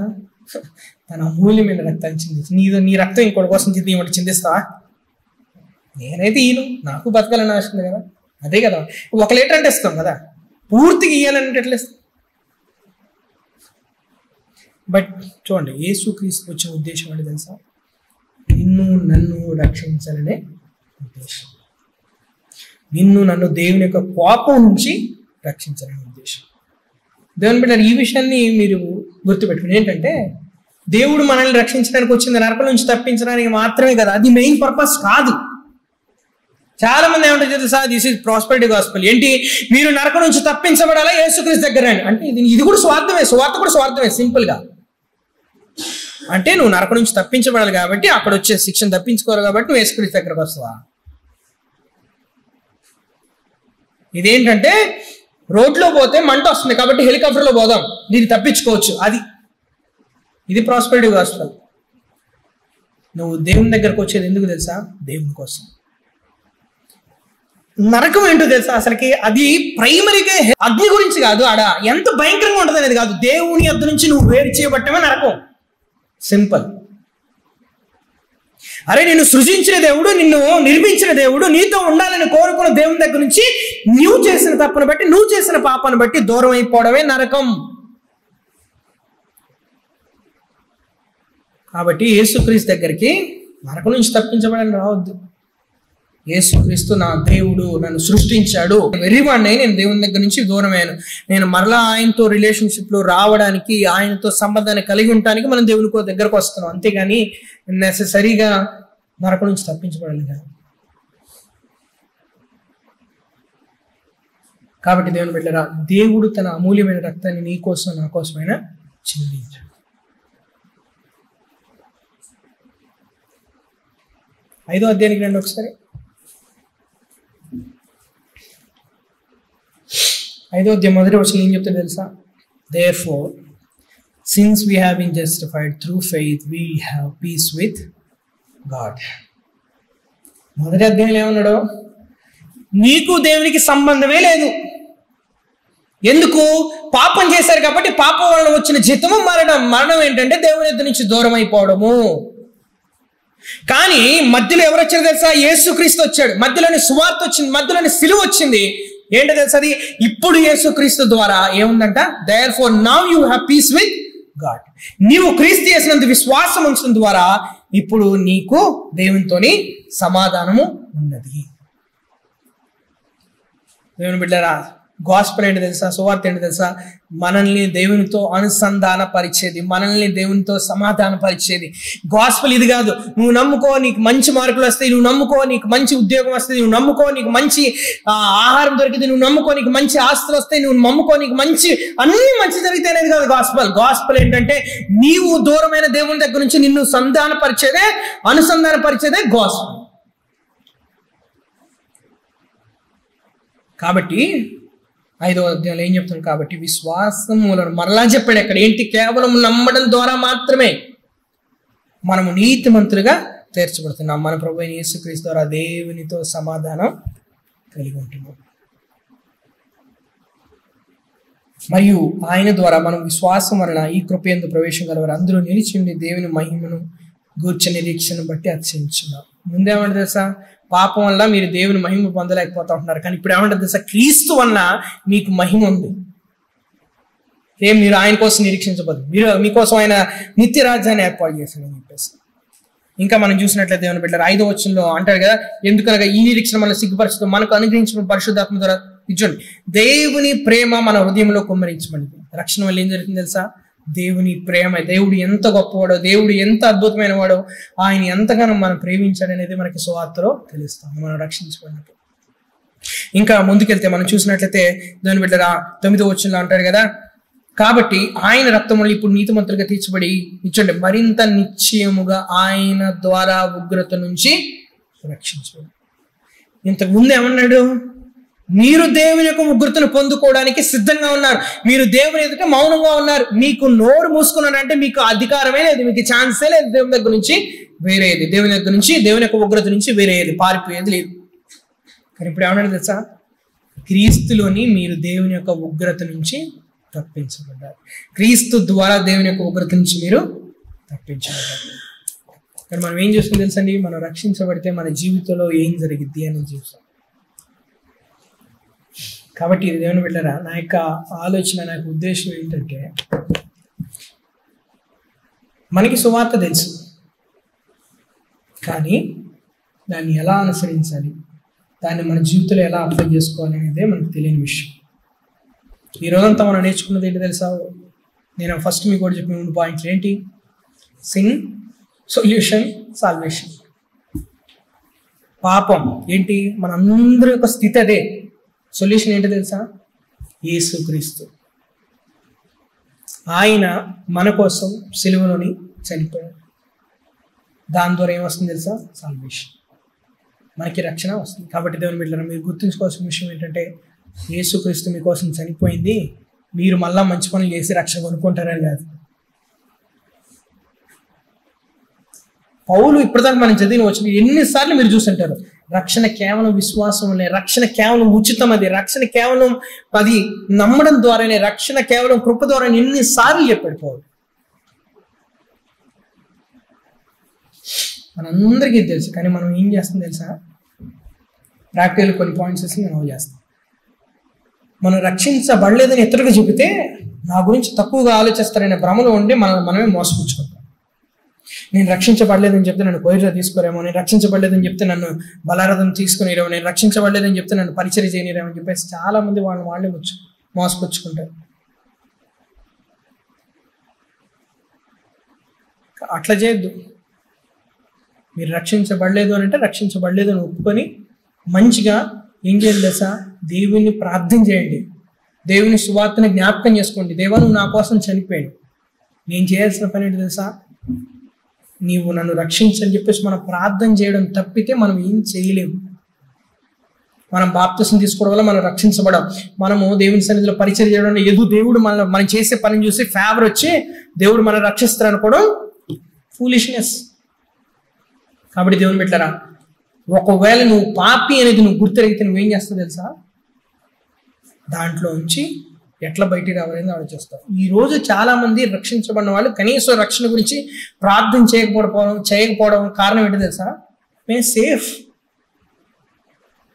మన పాపంలో ఉన్నది అనేది గ్రహిస్తే అప్పుడు మనకు అర్థమైంది మనం ఎంత దౌర్భాగ్యం, మన హృదయం ఎంత కఠోరమైందో, మన హృదయం ఎంత పాప సంబంధమైందో అనేది మనం గ్రహించినప్పుడే మనకి రక్షణ. దేవుణ్ణి ప్రార్థిస్తారు. సింపుల్గా ఒక ఉదాహరణ చెప్తారు. అంబులెన్స్ని ఎప్పుడు కాల్ చేస్తారు? అంబులెన్స్కి ఎప్పుడు కాల్ చేస్తారు? సరదాగా మనం హైవే మీద పోతా ఉన్నప్పుడు కాల్ చేద్దామని చెప్పేసి అంటారా? నన్ను కూడా ఎవరు ఫాలో అవుతారని ఎప్పుడు ఫోన్ చేస్తాం? ఏదైనా యాక్సిడెంట్ అయితే మనం చూస్తే, లేకపోతే ఏదైనా కాలిపోతుంటే, ఎవరైనా వ్యక్తి ఆపదలో ఉంటే అప్పుడు అంబులెన్స్ ఫోన్ చేస్తాం. నువ్వు పాపి అనేది నువ్వు అర్థం చేసుకోకపోతే, నువ్వు చస్తే నరకానికి వెళ్తావు అనేది గ్రహించకపోతే, నీకు దేవుడు అవసరం అనేది నువ్వు గ్రహించకపోతే నువ్వు దేవుడిని పిలవు. సింపుల్. నీకు అర్థం కాలే ఇంకా నువ్వు రక్షించబడలేదు. కాబట్టి దేవుని బిడ్డగా మనం చేసేది ఏమీ లేదు, అంతా దేవుని సేవ చేసేది. మనం చేయాల్సిన ఏంటంటే దేవుని సువార్తను గ్రహించింది. దేవా, నా జీవితంలో మార్పు కనపట్లేదు, నా జీవితంలో పాపం చంపే విధానం కనపట్లేదు, నా జీవితంలో నీకు నాకు సంబంధం ఉన్నట్లు అనిపించలేదు, నా జీవితంలో నేను నిన్ను ప్రేమిస్తాననే ఆలోచన, కోరిక, తపన అనేది నాకు లేదు. కాబట్టి దేవా నన్ను రక్షించని హంబుల్గా దేవుని దగ్గర పోయి అడగటం తప్పితే వేరేది ఏం లేదు. కాబట్టి దేవుని బిడ్డలు ఈ విషయాన్ని గుర్తుపెట్టుకోండి. సువార్తలో మనం చేయాల్సింది ఏంటి తెలుసా? యేసుక్రీస్తుని నమ్మడం అంతే. ఆ నమ్మి మనం పశ్చాత్తాపడటం, మనం చేసిన పాపాన్ని దేవుని ఎదుట ఒప్పుకొని దాన్ని విడిచిపెట్టి ఆయన కోసం బ్రతుకుట కృపణీయమని దేవుని నారాయణ అంతే. దానికి మించినది ఏమీ లేదు.